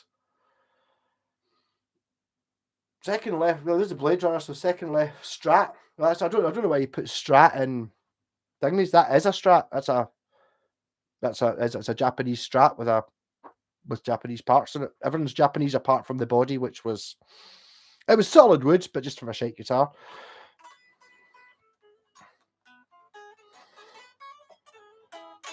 Marco, he had 7 LTDs and Epiphones Les Paul, just in different colours. I know what you mean, Kit Kats, but you've just got to try and bite your tongue. I mean, I remember going in, and you see it. The one site I thought was a bit different. See the BC Rich, I can't remember. It was the BC Rich Junkies or something like that, and it was like very much in the intro thing. It was like up here. Yes, this is for all BC Rich guitars, no matter which one. Which gave it that pure. There would be these folk who had a collection of 20 BC Rich guitars, all crazy shapes and crazy colours, and it's like, I kind of get it a bit, but it was never any slagging off for them having, that's a Bronze Series one. I've got an American one, you know, or some pish like that. It's like, I've got no space for that shit. But you do get a lot of people who totally fixate on one guitar and have the same guitar, 10 of them. Obviously, you're looking at me with my Washburn wings. So, yeah, I do have like 6 Washburn wings or something like that, but they're all the different models and they've all got cool names. So, there's a way of justifying it. I'm not buying the same guitar with different colors, but even then, why not buy the same guitar in different colors? We all start off thinking, all right, okay, I've got a Les Paul, so I need a telly. No, I need a Strat. Oh, I need a 335, to cover all the bases. We all start out flat, but fucking that doesn't count because there's nothing you can do on a telly or a Strat and a Les Paul you can't do on this. You know what I mean? Or an RG doesn't do it better. It's like, it's all, who cares?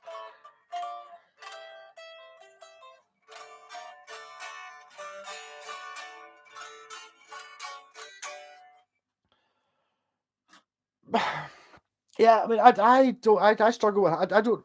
None of my guitars are exactly the same. I don't have 2 of anything that I can't justify it, but that's because I'm an expert in justifying having more guitars. So it's like, oh, you've already got a Telecaster. This one's got a humbucker in it.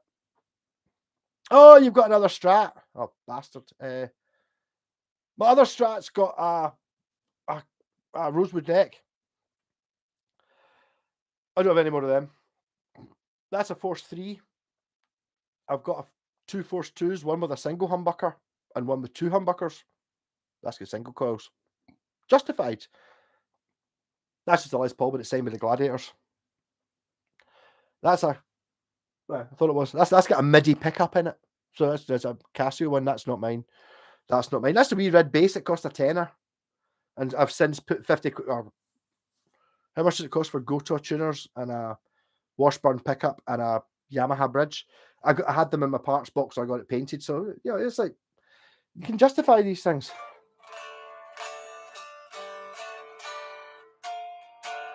I agree with your collection. If I had your collection, instead of playing them, and other times just look at them. When I used to get melted stoned, I would sometimes just stare at my guitars. It's amazing. Yeah. It just depends what it is you like. That's when you see an awful lot of. I mean, you've never seen me comment on the Harley Benton support group when folk have 10 Harley Bentons, and for that amount of money, you could buy a one guitar that was really good. There are Harley Bentons that are fine, but it depends kind of how good. What engine size is that? It's the 1.3 diesel. Is that 1.3 multi-jet diesel? Yeah, I don't need to look at wiring diagrams for any of your guitars. We'll put a push-pull pot in it or something, whatever. And basically just the idea, I can just go, if you buy strings for all your guitars, I'll go over them and I'll make them all play better than you thought they could. Just, it's a knowledge thing. There's not any particular skill in, it's not something you can learn working on guitars. It's just a pure working through it and knowing what it was. I had a moment with Bill of BL Guitars. He was a hot rod racer. He was like pure one competitions and shit. He used to drive silly cars, but I don't know, fuck knows, but they used to do nearly 250, 300 miles an hour in 3.5 seconds, and then they had to rebuild the engine, and he won fucking competitions. And he was into guitars and we're doing the double neck Rickenbacker bass. If you follow Jen on Facebook, you'll have seen this. And I was up here making the bass work, and I was up here arguing over the bridge, and I was like, fucking be back down, and he did it the way I wanted. I was sitting there, I was up here, set it up, and I was like, fucking nice, up here. Put the first string on, I was like, up here. Bill, over here. Look at this. He's like, up here. Right, yeah, fucking what? I was like, up here. Watch this. And I went for the old. He was like, up here. This is without any adjusting, just fucking putting it in the right place at the right height before he even put a string on it. You can see him like up here. Okay. Yeah. Quite lucky. And then it came down to, once I had the 4 strings, I was putting the last string on. There's a photo of him looking at me like that. The two of us looking over this double neck bass thing, and he's like that. And I was up here putting the last string on, put it on, and I was up here, fucking look at that, fuck you. And he was like, pure looking down the neck. He's like, you're a 30-second of an inch off there, but I'm still really impressed, and I got fucking kudos, and he realised that I knew what I was doing. That was a big moment for me. It was great. But he pure, it's like that ability. Would you get someone who's like pure, nah. But the ability to actually bend back and go, I accept it. You were right. I now trust you. I know you know what you're talking about. I don't know where that came from, but there you go. Yes, it was a big moment for me. Only 7 have I come in about 30 strats keepies. I don't want any more strats, but they keep coming. Oh, I mean, no, but what's the... You're not hurting anybody. Why not? And I do get it that if I saw your seven guitar strat collection, they're all strats, I'd be like, point having 7 strats and you don't have a telly. But I mean, that's my opinion. Fuck it. I don't care. I didn't have a strat for the longest time. For the longest time, that was my only strat, that the Casio MIDI one. I didn't get it. I didn't understand how strats were good. I don't know when it became a thing. When suddenly it was like, oh, actually, strats are fucking amazing, but I didn't like them. But I mean, that's fine. It's the same as Kit Kat's with his telly. He's going to buy a telly. It doesn't matter which one it is. He's going to play it, and he's got a choice. He can either go, this is fucking, I get it, I understand this, but I'm not going to tell anyone, and I'll lie to myself. Or he can go, oh, maybe tellies do have something. And then that's the strength thing is the ability to go, yeah.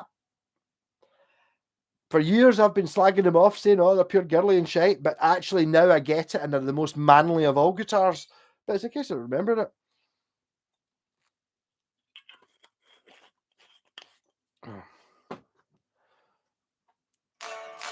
Carly Benton does have a support group, yes. But I don't know. It's like people buy 3 Harley on this support group, buy 3 or 4 guitars of the same model, and then just send 3 of them back. So they buy 3 guitars, 3 black Telecasters or whatever, and they play them all. And one of them is bound to be better because they're not set up in any way; they're just battered together. You just send the other 2 back, and it just feels there's something not right sits for me with that, because you're kind of taking advantage of the system. That's why if you buy the B stock one, sometimes there's nothing really wrong with them. They just need set up, or sometimes there's something really fucking wrong with them. But you're kind of taking advantage of that when you're online. You can, yeah, I mean, it's kind of bizarre. I mean, I don't have anything necessarily against Harley Bensons. You can get them and they play fine, and if you can't, it's all you can afford. But it's just the problem is we are looking at a wall of guitars. Okay, not that because it's not mine. Not that because it's not mine. All the other guitars, well, including this one, yeah, fuck it, because I got it free, all cost less than maybe not less than the cheapest Harley Benton, but less than the mid-range Harley Benton. All of them cost less than that. And all of them are, like I say, apart from the LTD, because it's not mine, and that, all the other guitars you see cost the maximum of 30 quid.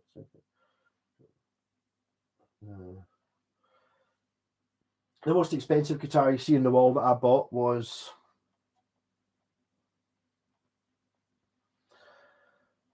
I swapped that, you see. So that the ZZB, I swapped that.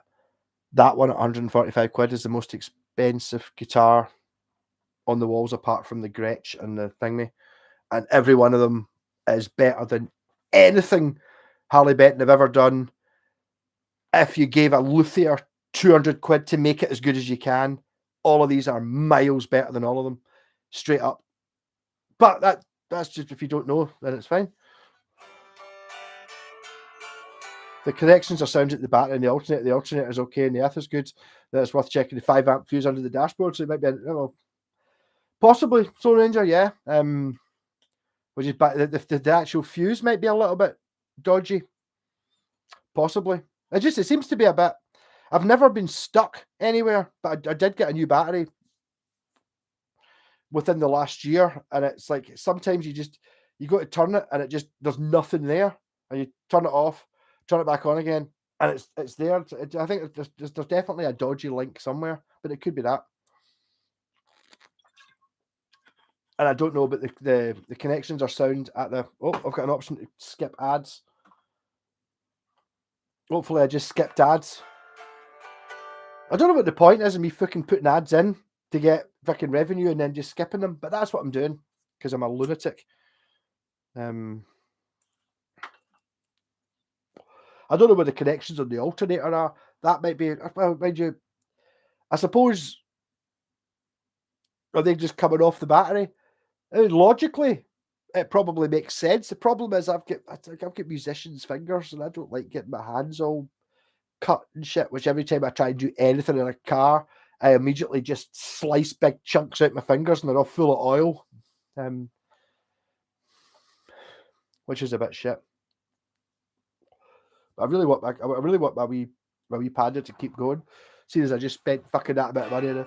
You ever played a Fender Bass 6? Just discovered the Beatles used them in a lot of the recordings and doubling with Chris Buck. Just done a good video about them.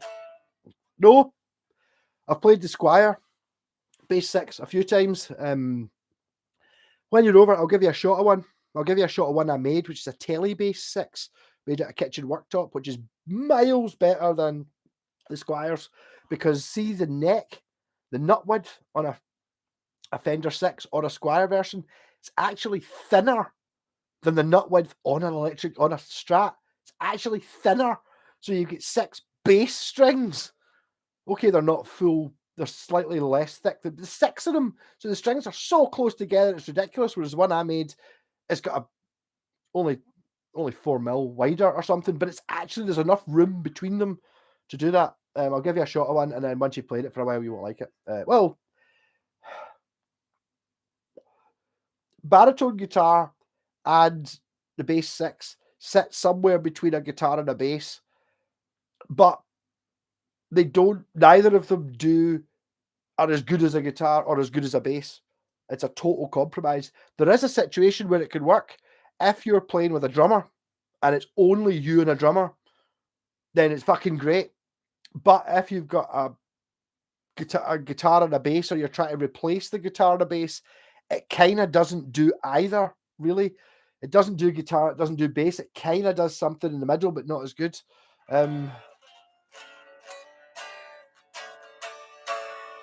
It's kind of it's a funny one. It's something you mess about with. But basically, if you're going to buy a bass, buy fucking one of them. I nearly bought one a couple of weeks, or 4 weeks ago, and the guy was just been a bit of a dick, so I didn't bother going and get it. I was going over to Jen's to do the Hairy Wednesday thing for wiring. I was going to pick up his up here. Oh, Buchanan bus station. Are you inside the LEZ zone? And he's like, up here, yeah. That maybe I could work out some way. I'm in the LEZ zone. Fuck it. And it was only 15 quid. It was missing a tuner and stuff, but it was basically that. That's the bait. Just buy a bass. Fuck it. It's not worth it. The conspiracy theory that pandas aren't real. There's conspiracy theories about anything. The internet is fucking mental. We had a terrible night on in Penciltucky when one of Jen's pal just don't buy an epi. Thank you, Sloaney. Was that what you're called, or Rangy, whatever your name is? Yes. No, the Epiphone EBOs are terrible. I'm sorry. I know there's people that like them. Even Bill from the BL Guitars, I quite like them. Like, really? Have you played the fucking thing? I mean, sorry. All right, I'm not really much of a fan. It's like, I had to just jump in and go, what? What the fuck? No, sorry. All right, really? Oh, not really my thing. No, they're terrible guitars. There are better ones. The later on ones are better, but still, I don't know. I mean, I played gigs with the Black Sabbath one. I got one for 15 quid. It was just the body and the pickup. It was like 15 quid. I was like, fuck it. I'll just go and buy it. It was only 10 minutes away. I can't remember where it was. Not far away. I was like, fuck it, I'll just buy it. And because I figured that it's got the bridge, which I could use on a Japanese bass, and it's got, like, I could do something stupid with it. And I was like, yeah, I was like, okay, 15 quid. I'd be, what happened to the neck? He's like, oh, the neck gets snapped off. I've still got it. Do you want that as well? So he came out with it. He was going to put it in the bin. It was the neck with the tuners on it, and it was basically the screws. He'd knocked it, and the screws had been pulled out of the neck, so it was all mashed where the screw holes are, where the bolts went in. I was like, right. So basically, I just fucking fixed it in, clamped it, and glued it solid in the right place. So I actually played as good as any Epiphone EBO did, and I put in a rail jazz bass pickup and a 4-way rotary switch, which meant you could run the Mudbucker and the jazz bass pickup at the same time. And that made it sound not entirely super shit. It still didn't sound anything like as good as any P bass I've ever played, but it was kind of acceptable, and I painted it silly. Oh. I like the thing of using them for recording, doubling the bass line. I don't know. Look up, Neil, look up the isolated bass track for Helter Skelter that John Lennon plays, and then go, the fucking point in that. You really are talking about. Why is there no sound? Why is there no sound? Have I turned the amp off? Has it blown up? Have I turned the tuner on? It really is sort of helter skelter. It's pish. I mean, they can be played. Jack Bruce used to play one, but they're not very good. The main problem with the Squire ones is they put the wrong strings on them. I had this, my pal Ian bought one, and I'd set it up, and I was up here, look at it, I was up here, look, these strings are just pish. They're too thin. They can't do E. They're not thick enough to handle open tuning like an E. So he bought new strings for it, and I was up here, and it kind of made it playable, sort of like that. You know what I mean? You can't play it properly. Oh, look, it sounds like a bass. You can't the way you want to. It's up here like that, but it played, and I was up here looking at the one the one I'm going to lend you, which is got the two. It's got the strings that came off it because the ones that were fucking horrendous, and it totally made my bass, which was actually really good, shite. So basically, I can't really borrow a guitar now, I think, but you can have a shot of it. But it needs thicker strings. You're playing an E on a 30-inch scale. You need to put at least the same thickness of string, like a 105 or 100 on it, to make it so the E actually rings rather than it being a sort of, you're kind of pure hitting it at that volume so it doesn't just vibrate and go out of tune.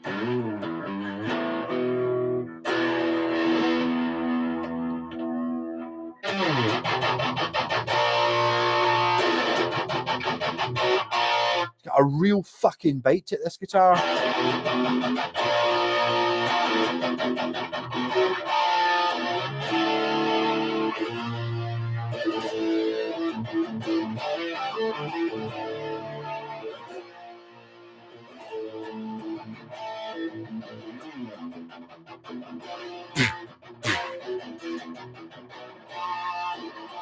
Through the centuries. Yeah, I should be able to do that. We're gonna. I tried playing that with Brian, who's a fucking. You've seen the videos how unbelievably like Ozzy Brian sings. A fucking lovely guy, but he's not a musician. He's a singer. So I tuned down to C sharp and played Symptom Universe. It was like he was trying to sing it along with the record. It didn't work. But one time we did it a few weeks ago before we did that gig. So I'm sure I could play it, and I sang it in C sharp. Take me through the set, and take me through the centuries to supersonic years. And after I'd sang the first bit, he was singing going like that. Oh, we can totally do this. We can totally. It's like, fucking yes, we never actually went any further, but we're going to be able to do Symptom Universe. We're just going to do it tuned to C sharp, but he still sounds like Ozzy. It's still all there. It's just that he doesn't have the ability to hear it in a different key and sing along with that key. He's still singing along with the records. He needs a wee guide to get him going. Once we get going, fucking laughing. Are you not supposed to tune them different? Well, you can tune them two different ways. You can tune them the way the Beatles use it. The Fender 6 is meant to be tuned EADG, basically the same as a guitar, but down an octave. If you tune it to F sharp, what's the baritone tuning? B, E, A, D, F sharp, E. With the strings that come on a Fender 6, you get these pure amazing chords. It's no longer a Fender 6, it's now a baritone guitar, but and you're playing these chords in like A and G and D. They're no longer A and G and D, but they sound fucking amazing. But all your chord shapes are different. So you're playing an A is actually I don't even know which chord it is. That's what makes it confusing. But it's like the whole alternate tuning. If you've got it normal tuning, you basically got a bass. I mean, I played with Jesse Ray for a year, and I played a 6-string bass, purely for one of the songs. Had a bit that kind of went in a funk song. It was like, that's why I played a 6-string bass, because I could actually play chords high up the neck if I was really, really soft with it. But the rest of the time, I was just playing really soft, which I should have just been playing a bass for. But Yeah, no, it's always a compromise with stringing. The same thing with a baritone guitar. It's kind of, it's not as good as a guitar, and it's not as good as a bass. It's somewhere in the middle and a little bit difficult. And I don't know. I mean, I'm obviously it's the sort of thing that would really strike out well with me. Same with the 8-string bass. Actually, it's a fantastic. But if I was in a band where you had like a drummer and a singer and a keyboard player and me on the 8-string bass, that would fucking kick ass. But if I'm playing the 8-string bass and you've got a bass player, you're not hearing him because I'm playing the 8-string bass. Or if there's a guitarist, you're not hearing him because I'm playing it pure steps on the feet of all the other instruments. And the baritone does that. It's like if you're in a band and there's, guitar, bass, and drums, and you're coming in with the baritone, you're totally in the same frequency range, just ruining the bass player's fun and ruining the guitar player's fun, unless they totally alter what they're playing to fit in with what you're doing. It's a really bizarre thing. But again, if you're using it for doubling shit up, it can be done. But there's not really anything you can't double up just on a bass. I don't know if did you sell that Jim Deacon? Something like that. It's just better. It comes in that with the Epiphone EBO as well. It's like it's got a thing, but when I'm even comparing it, I've got a Gibson EBO and it's miles better. It's not like the Epiphone. It looks the same, but even it's just, I don't know. I've heard that the Epiphone one, if you put like an Artec pickup in it, it makes a huge difference. But I don't know. I think maybe just I had so much hatred for that bass that I had, even though I fucking loved it for a couple of years. It was really later on I got a shot of a Squier P bass because I was trading it in from a Schecter, and it was miles, but it was just like a total different. You could suddenly hear all the notes. On EBO, I always found that I was just sitting there. When you're using an EBO, basically like an Epiphone EBO, you're either quiet and you can't really hear what you're doing, or you're too loud and you can't hear. Nobody can hear what they're doing apart from you fucking playing. This is what I didn't. The bass player in Cranking House, that band I was in, used an EBO and it fucking sounded terrible. It sounded exactly the same as it did when I had one. And realizing that there's such a fine balance. Am I just drunk or is it not focusing?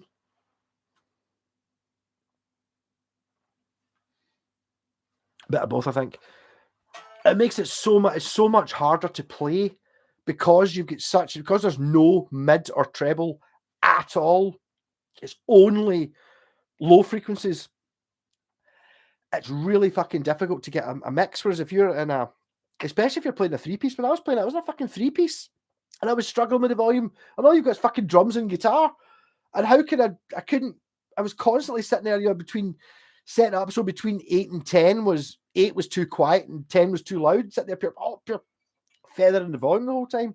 Whereas in a 3-piece, if you're playing a P bass, it doesn't really fucking matter. You can be too loud, in which case you're too loud, but you can still hear the guitar and drums, or you're too quiet, but you can still hear yourself, but just the guitar's too loud. With an EBO, it's like, if you're too quiet, you can't hear what you're playing at all, and if it's too loud, you can't hear the guitar at all. Pish.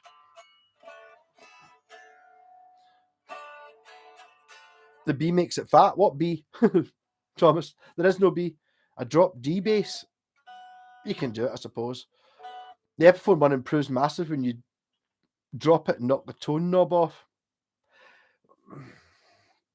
There's nothing you can do with it. It's a bad sound to start with.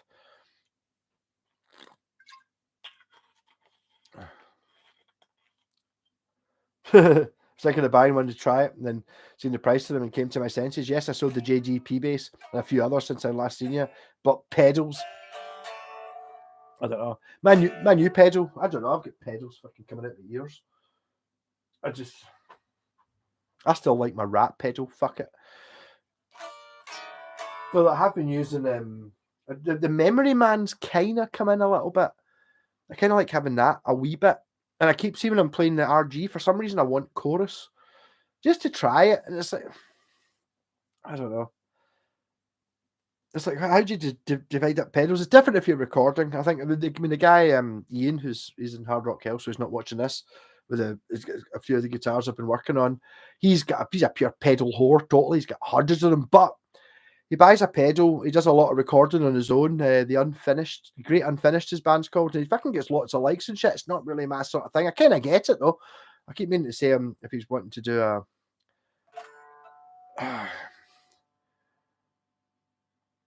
A fuzz pedal with an EBO that might work possibly. I don't think I think I'd bought the fuzz pedal or the Zoom multi effects thing or Korg. I can't remember what it is. It was 20 quid. I don't think I was using that when I was in the band. Maybe I was. I think I was actually. I know you can synthesize, yeah, sort of. But the thing is that the EBO in itself, the original one, the one I've got from '68, it does have a thing. And it's like it doesn't make any sense. And then you go, "Oh, try playing a free song." Boo-doo. Fucking, I get it. So if you play it like that, it totally works. The Epiphone one doesn't do that. It's got a real, like Fender invented the P bass to make him up for an upright bass, because obviously you got an upright bass. That was the only bass that you could get, and then Fender invented the 34-inch scale P bass, blah blah blah. And it sounded different. Whereas the EBO, which is a couple of years after that, probably quite a few years after that, came in and was like a bit more like an upright bass, sort of, because it's up here, we're not going to do what Fender invented. So it's like, it's kind of difficult. You're right, Kit Kats. I don't have, I've got a micro metal muff, which I keep digging out every year to see if I can make it something that I like. And it doesn't do what I want it to, but it's the metal one. I do remember selling a guitar. I was spelling it for Scott. It was a Epiphone SG, but it was the Corina one. And that happened to be on my board at the time, and I was showing it to the wee guy who fucking loved that guitar. He was like, "Oh, I was up here. I can stomp on the pedals up here. Can I put on the muff pedal?" And it was up here. The metal muff, I don't like it. Stomped it on. He was fucking great with it. It was like pure doing the all that stuff, and it fucking worked great. It's just not really what I want.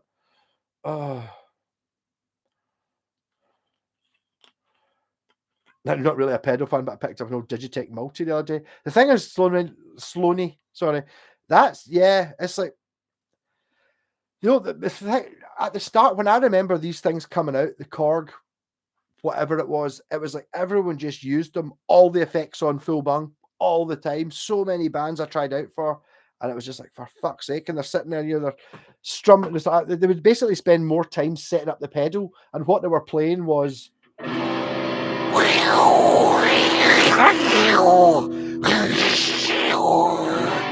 and they couldn't actually play the fucking guitar. They spent more time.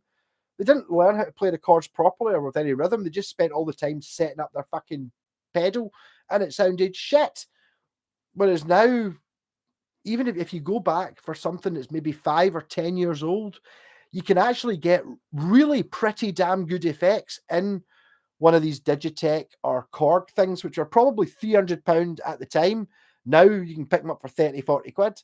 Totally fucking worth it just to try it, what the things do, if that's your thing, you know. Got a Marshall MG50 FX 4-channel amp a few weeks ago.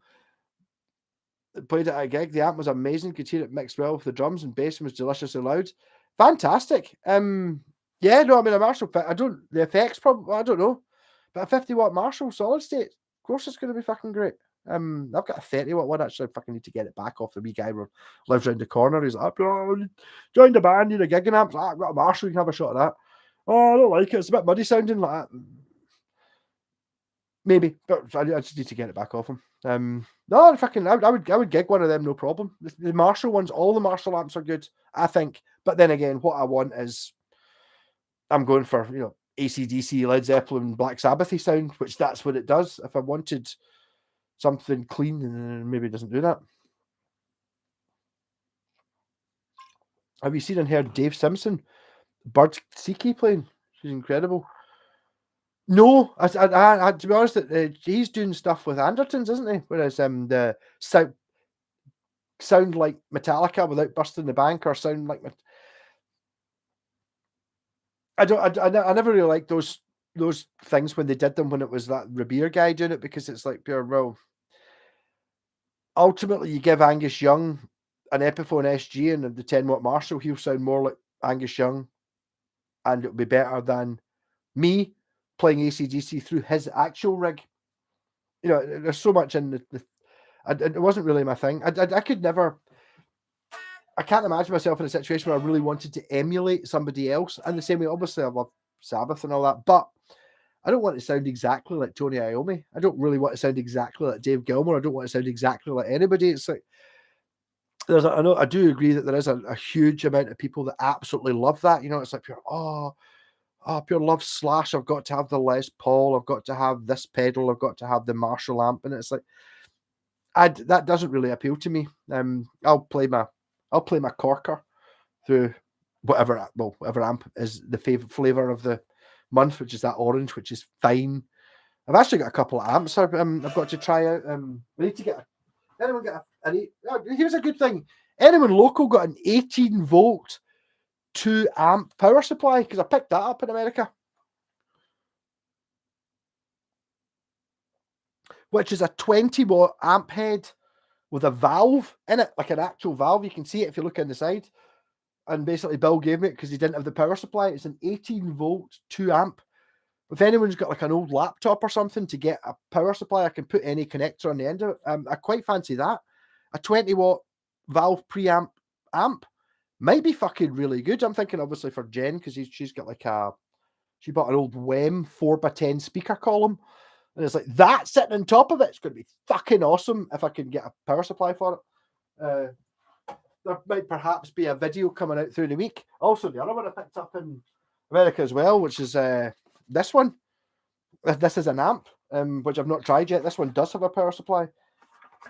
Hotone, that is, tried it out in the shop in BL Guitars through a 1x12 and through a 2x12. Look at the size of it.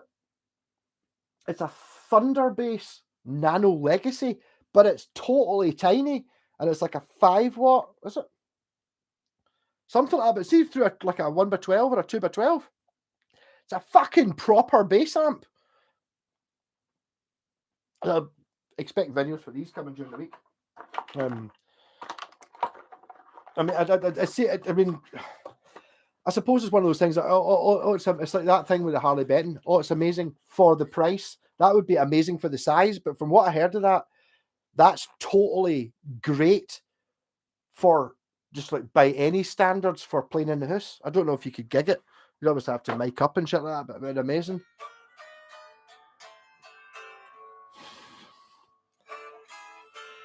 I usually always use multi-effects in pedal mode. Now I've got 2 Boss Katana instead of set up fucking brilliant. But now it's about a sole separate pedal board collection. Each to your own, Neil. I mean, it's like, to be honest, that my pedal collection is pish. Well, no, I've got hundreds of them, but I don't buy them. They just seem to accumulate, and I keep buying guitars that come with them and end up keeping them. And it's like, I'm still stuck with just basically the Rat pedal, but I do like my Rat pedal. It was a British sound, but I got my Electroset and changed the BRI to SCO, so I've got a Scottish sound. Joyo pedal, my wee Delamo fuzz, my Pi twin note fuzz, my Sabbath pedal, and then the EHX Memory Man, which is a delay pedal, and then the reverb, which is now constantly on, is all I need.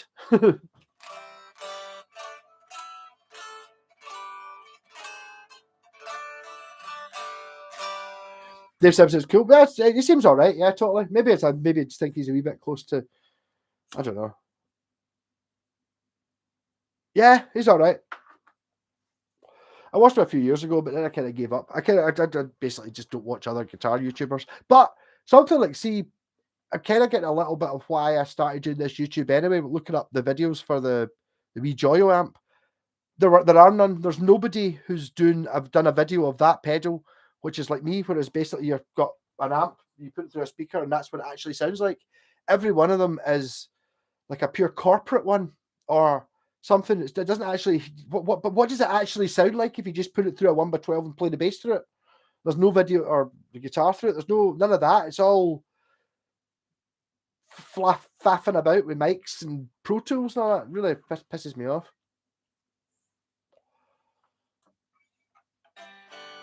You have the exact little Joyo heads. It's a great wee thing. I need to know that. I've never heard it. The reason I got it for nothing was because he didn't have the power supply for it. An old Nokia charger. I don't have.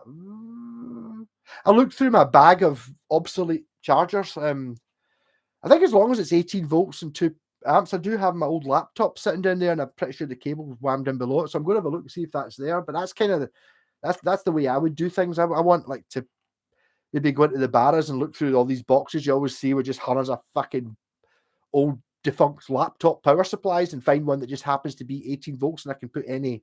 Obviously, there's only 2 wires going into the socket. I can just put a Boss thing on it and it'll fit. Just not to spend any money. You found it a 4x12. Some chargers 18 volts, possibly, yeah. Like an older phone. I don't even know if I've got any of that shit left. You have one of those wee amps great in the house, but you need to DI the amp. Well, for a gig, I get that, but if you're talking about playing in the house, I mean, I'm running fucking stupid. I'm running gigging amps in here and playing. There's the thing, they're fucking up at nothing. It's like pure nothing. Oh, I'm almost at 1, and it's pure deafenance here. Like halfway between 0 and 1. Basically, my orange sits at the point where it sounds like an amp before you get to 1, and it's too loud. So the best way, I'm not right. The best is to use a separate pedal mode. I still have my 1980s Boss ME5 analog circuit. Still sounds great because the actual Boss pedals are a multi. Yeah, totally, possibly. Yeah, I think I think my dislike for them is purely down to people, as Sloaney said, it masks my shit playing. I know you're being kind of half jokey about that, but I mean, yeah, totally. I remember my pal's band, and the guitarist was like, he played his own chords. He couldn't play any covers, so he played his own. So his chords consisted of sliding, basically strumming all the strings.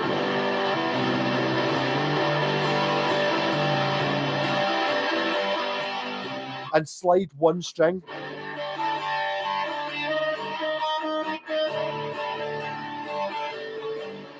With all the effects on, and it was like, and he would spend all this time making the effects go while the phasers and chorus on. It's like, no, it doesn't hide shit guitar playing. It just makes it worse. It just basically just creating a thing. But I'm from the era. There's not really that much effectsy stuff I really like. Unless it's used well. I think it's just because of the era I was in bands at, when everyone had these things, and it was just, turn everyone on to hide the fact that I don't really know how to play chords, and it doesn't.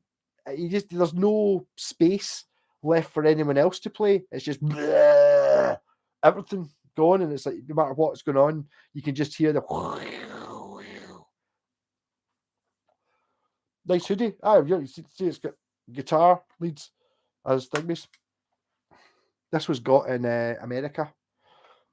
We went to Guitar Center. I don't know who's still on. There's only 14 people on. I'm almost finished my bucket. It's almost bedtime.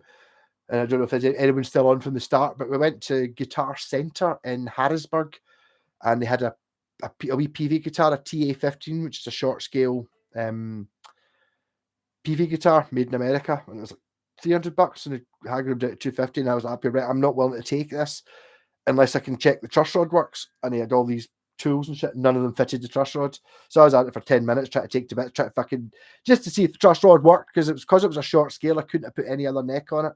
And eventually I just went, fuck it. No, I'm getting a bad vibe of this. We can't have it. And the guy felt really bad.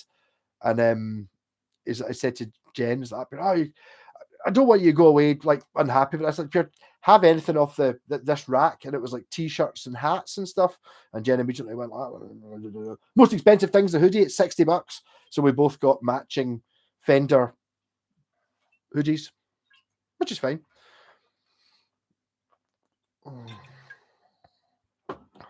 But I mean, it all depends on what you're trying to do. I mean, a lot of people like effects. I don't. It took me fucking ages to actually accept the fact that I could handle reverb. Because reverb and arguing it's not really an effect. It kind of just sounds like you're playing in a bigger room. So using it properly gives you just a little bit. I still do like the guitar on its own.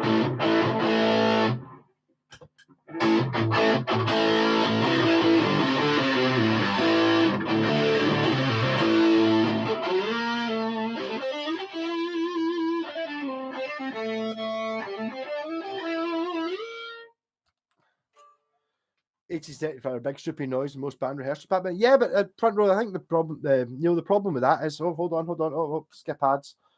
Shouldn't really be doing that, but yeah, yes, but I think it's purely down to people using them badly. I think if you knew what you were doing, they would be fine. It's that whole idea when we all did it when you started playing with it. I wanted a guitar amp. My first guitar amp didn't have distortion. When I got one that had distortion, that distortion was on, hiding all the mistakes, which I kind of get. That's one of the reasons I'm not really that into the Paul Gilbert guitar I've got with the Steve Vai Evo pickups in it. They really highlight the mistakes you're making, whereas some pickups are a bit more mushy, and therefore they maybe don't sound as good if you play pure amazing, but you get away with more mistakes. You're not quite as naked in front, whereas the Evo ones are, obviously it's Steve Vai, so he's fucking pure amazing. So he can pure pick, you hear every single note. The problem is that when you make a mistake, the mistake's twice the volume of all the notes that are right. So it's like pure da da da da da da da da da da da. It's really difficult, but I totally get the point of why they would be there.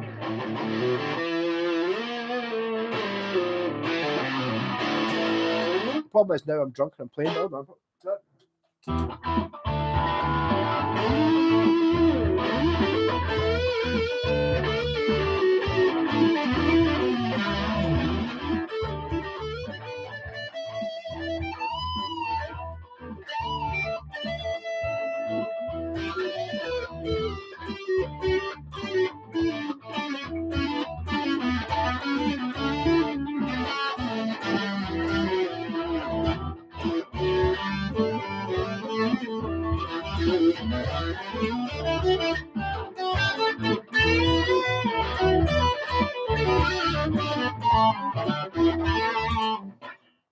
No, I just wanted to make sure that I can still play the guitar. But this guitar's really sustainy. Kind of sounds a wee bit like my the Washburn Wings. I know it doesn't have the through neck and all that, but the neck pocket is glorious on this because obviously someone who spends enough time putting all the inlays and shit in it makes that neck pocket snug as a bug in a rug. If you could almost tune this up without putting any bolts in the neck, and that sort of shit makes a difference.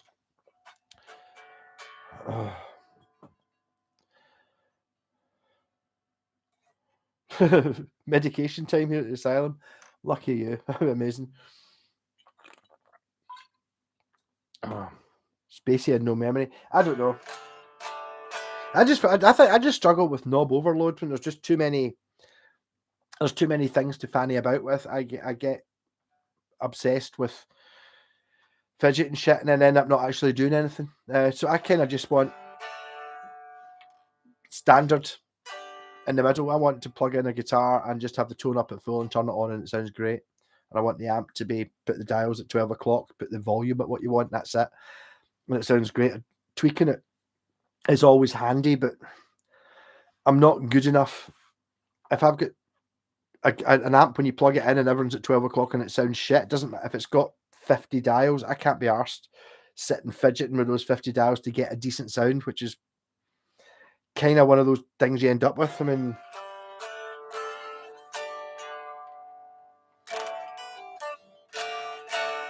but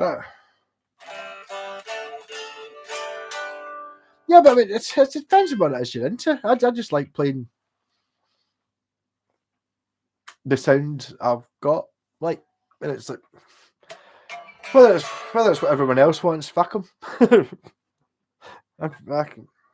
Effects don't bother me. I think it might be coming near the end of the stream. I think I've got that drunk I'm gibbering. Yeah, knob overload. Yeah, go on.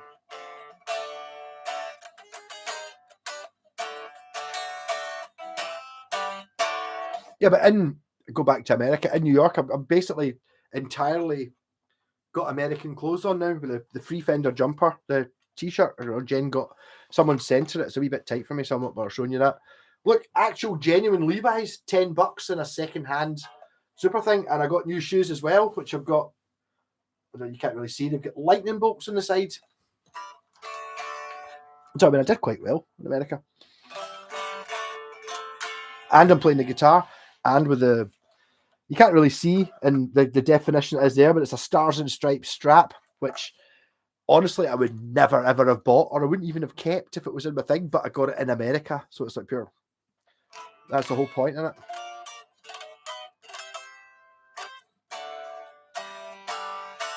But I'm totally loving this guitar. It's awful nice. After a couple of weeks of me playing it, I'm gonna have to start thinking. I'll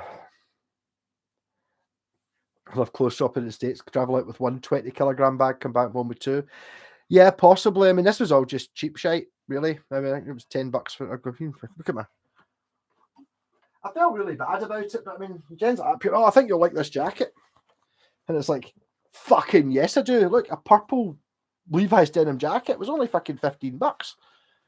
My new jacket, because I need one. And it's like, I felt really bad about it, but fuck it, was so cheap that I couldn't say no. And yeah, we basically went out with, we came back with 2 22.9-kilogram bags and a base case. I didn't really take any with me, so I didn't have to leave anything behind. I don't have that much clothes. And then we got to the first shop we went to. It was like we're walking about like idiots in New York, and just asked some random girl in the streets, "I'm looking for sort of charity shops and stuff." And up here with a sort of second-hand vintage clothes shops, like 2 streets down and along there. Up here, right, we'll go there. First one was all fucking expensive, hundreds of dollars, and the second one had hundreds of cheap crap in it. Well, not cheap crap, but cheapish. And Jen's like, up here, look for you, get yourself a t-shirt. They're only $15. And I was like, I don't really want a t-shirt. So I'm fucking going to buy you one anyway, so you better just fucking choose one. So I looked at him, I fucking didn't want any of the t-shirts. And I was like, I saw a pair of shoes for $20. I was like, I've got lightning bolts on them, and they fitted. Sign from God. So that's where I got my shoes. But we went to this mad second-hand place in New Jersey, in Packard, whatever the place was called. Couldn't even find a place, and it just like pallets incoming. It was just like a pallet that had a solid block, 1.5 meters by 1.5 meters squared, tie wrapped of just clothes, and they had big boxes that were this by this by this with just 70s men's shirts written on it. And just like hundreds of these boxes, and looking through it, it was tons of shit, man. Stuff from the 70s and 80s. It was amazing. And that's where the denim jacket and these jeans came from. And it's like, oh, Malcolm, you want to buy these new jeans? I'm like, oh, the Levi's, they'll be expensive. No, they're $10. It's like, well, fuck it. Yeah. Oh. Vox Stomp-Lags. Is it Vox Stomp-Lags? It's a pedal, is it? I thought it was part of an amp. I bought one for my lightweight rucksack rig for jamming at my mates. That and my Black Star fly rig along with my Encore Strat because it weighs a fuck all, job done. Yes, I think me and JPack sold the most expensive Encore Strat ever. I think she got $450 for it. The one that I put 5 pickups in, but it weighed nothing. Those are good guitars to be Encore Strats. I mean, you can't knock them. I think that they are genuinely good. Miles better than any Harley Benton. Even the most expensive Harley Benton, but it says Encore on it.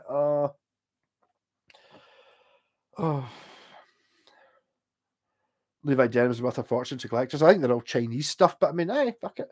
I mean, I do get it. I remember buying a pair of Levi's 501 because the adverts were out when I was, 16 or something. I think they were like 30 or 40 quid, and they were all right. Then I started buying jeans at a tenner, and I never bought any since then. And it's like, look at, I think a pair of Levi's is like 60 quid or something. And it's like the denim jacket. I used to, my entire university thing, I had this totally cool Battlestar Galactica looking beige denim jacket that I fucking loved. I think it cost 30 or 40 quid. And then 5 years ago or 10 years ago, I thought I'd buy another one. They were like 150 quid. It's like, fuck that. So I just bought a little one. And then that purple one is basically the same thing for $20.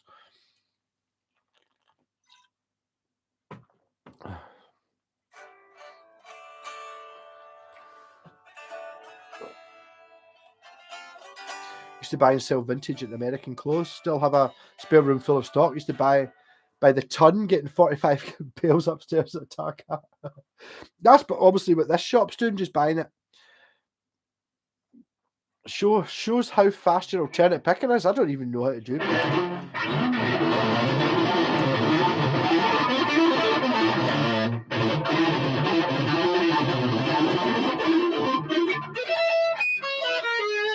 That's what I learned from the first Paul Gilbert video.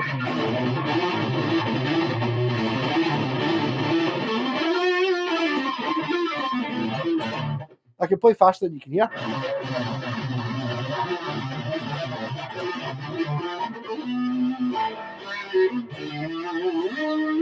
should probably go try and do some of that shit again, because you do learn these things. I used to watch a lot of the Paul Gilbert videos, and I was never one for sitting and watching it and actually trying to learn what he was doing, but just watching him and you see his approach to it.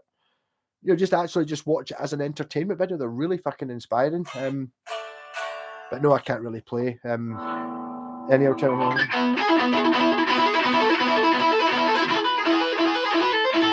That's not really alternate picking, was it?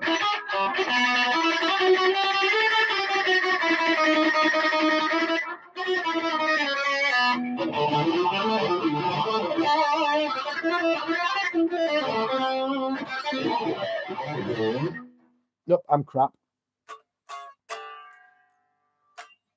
But also, I've had a bottle of Bucky, which I haven't had for 3 weeks. I'm going to finish this so I can end the stream. What time did I manage to make it to? Where's my phone? I don't even know. The telly's turned off, the computer's turned off. It could be any time. How long have we been on for? Was it 3:41? It's only 20 to midnight. Fuck it. I'm going to tan this and then I'm off to bed. But thanks everyone for joining in. I've got a couple of videos from America that I haven't put up yet, and I've also got fucking 3 hours of GoPro footage, which I'll probably fucking chop into 10-minute sections and just rattle them all out during the week at random times. So I don't know. I think I basically every time I went out for a fag, I took a 2-minute video. There's lots of different bits.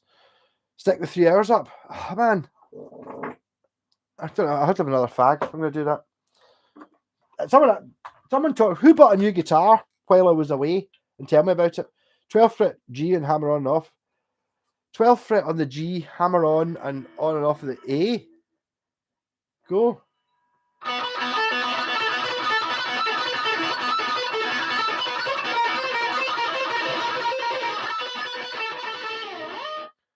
I'm not playing the right guitar. This one, the action keeps changing. It's like, see, when Americans talk about like humidity and shit, it's a thing, because this guitar, when I was in America, needed the truss rod adjusted. I adjusted the truss rod and set it up, but the frets needed done. But I still had it set up pretty good.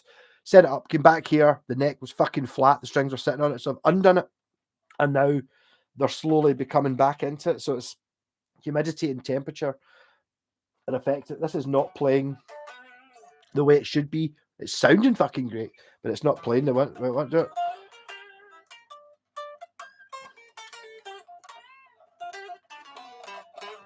Oh, has anyone got a Floyd Rose? Because see your tremolo arm that goes into a Floyd Rose, it's a little bit wobbly on a normal Floyd Rose. What you want to do is get a bit of a plastic straw and strip it, just like a wee half-inch of it. You slit it down the side, you put it on there, and it totally firms it up, and it's an amazing thing. The thing is, plastic straws are banned over here, so you can't get them. So on my quest in America, I've got plastic straws. If anyone's got a Floyd Rose, I will give you for free a bit to do a guitar. After the first one, I was up here, using used ones. I've got about 6 of them or something. I stopped picking them up, but you still get American plastic straws. That's if you've got a Floyd Rose and your tremolo arm is a little bit wobbly. It's the perfect thing. Especially see the ones that I've got like this one. I use one in this. The one that's got the bolt that comes in at the top. It just means that it's absolutely instantaneous. You can do that. Get the fluttery thing. I don't know if there's any other way of doing it, but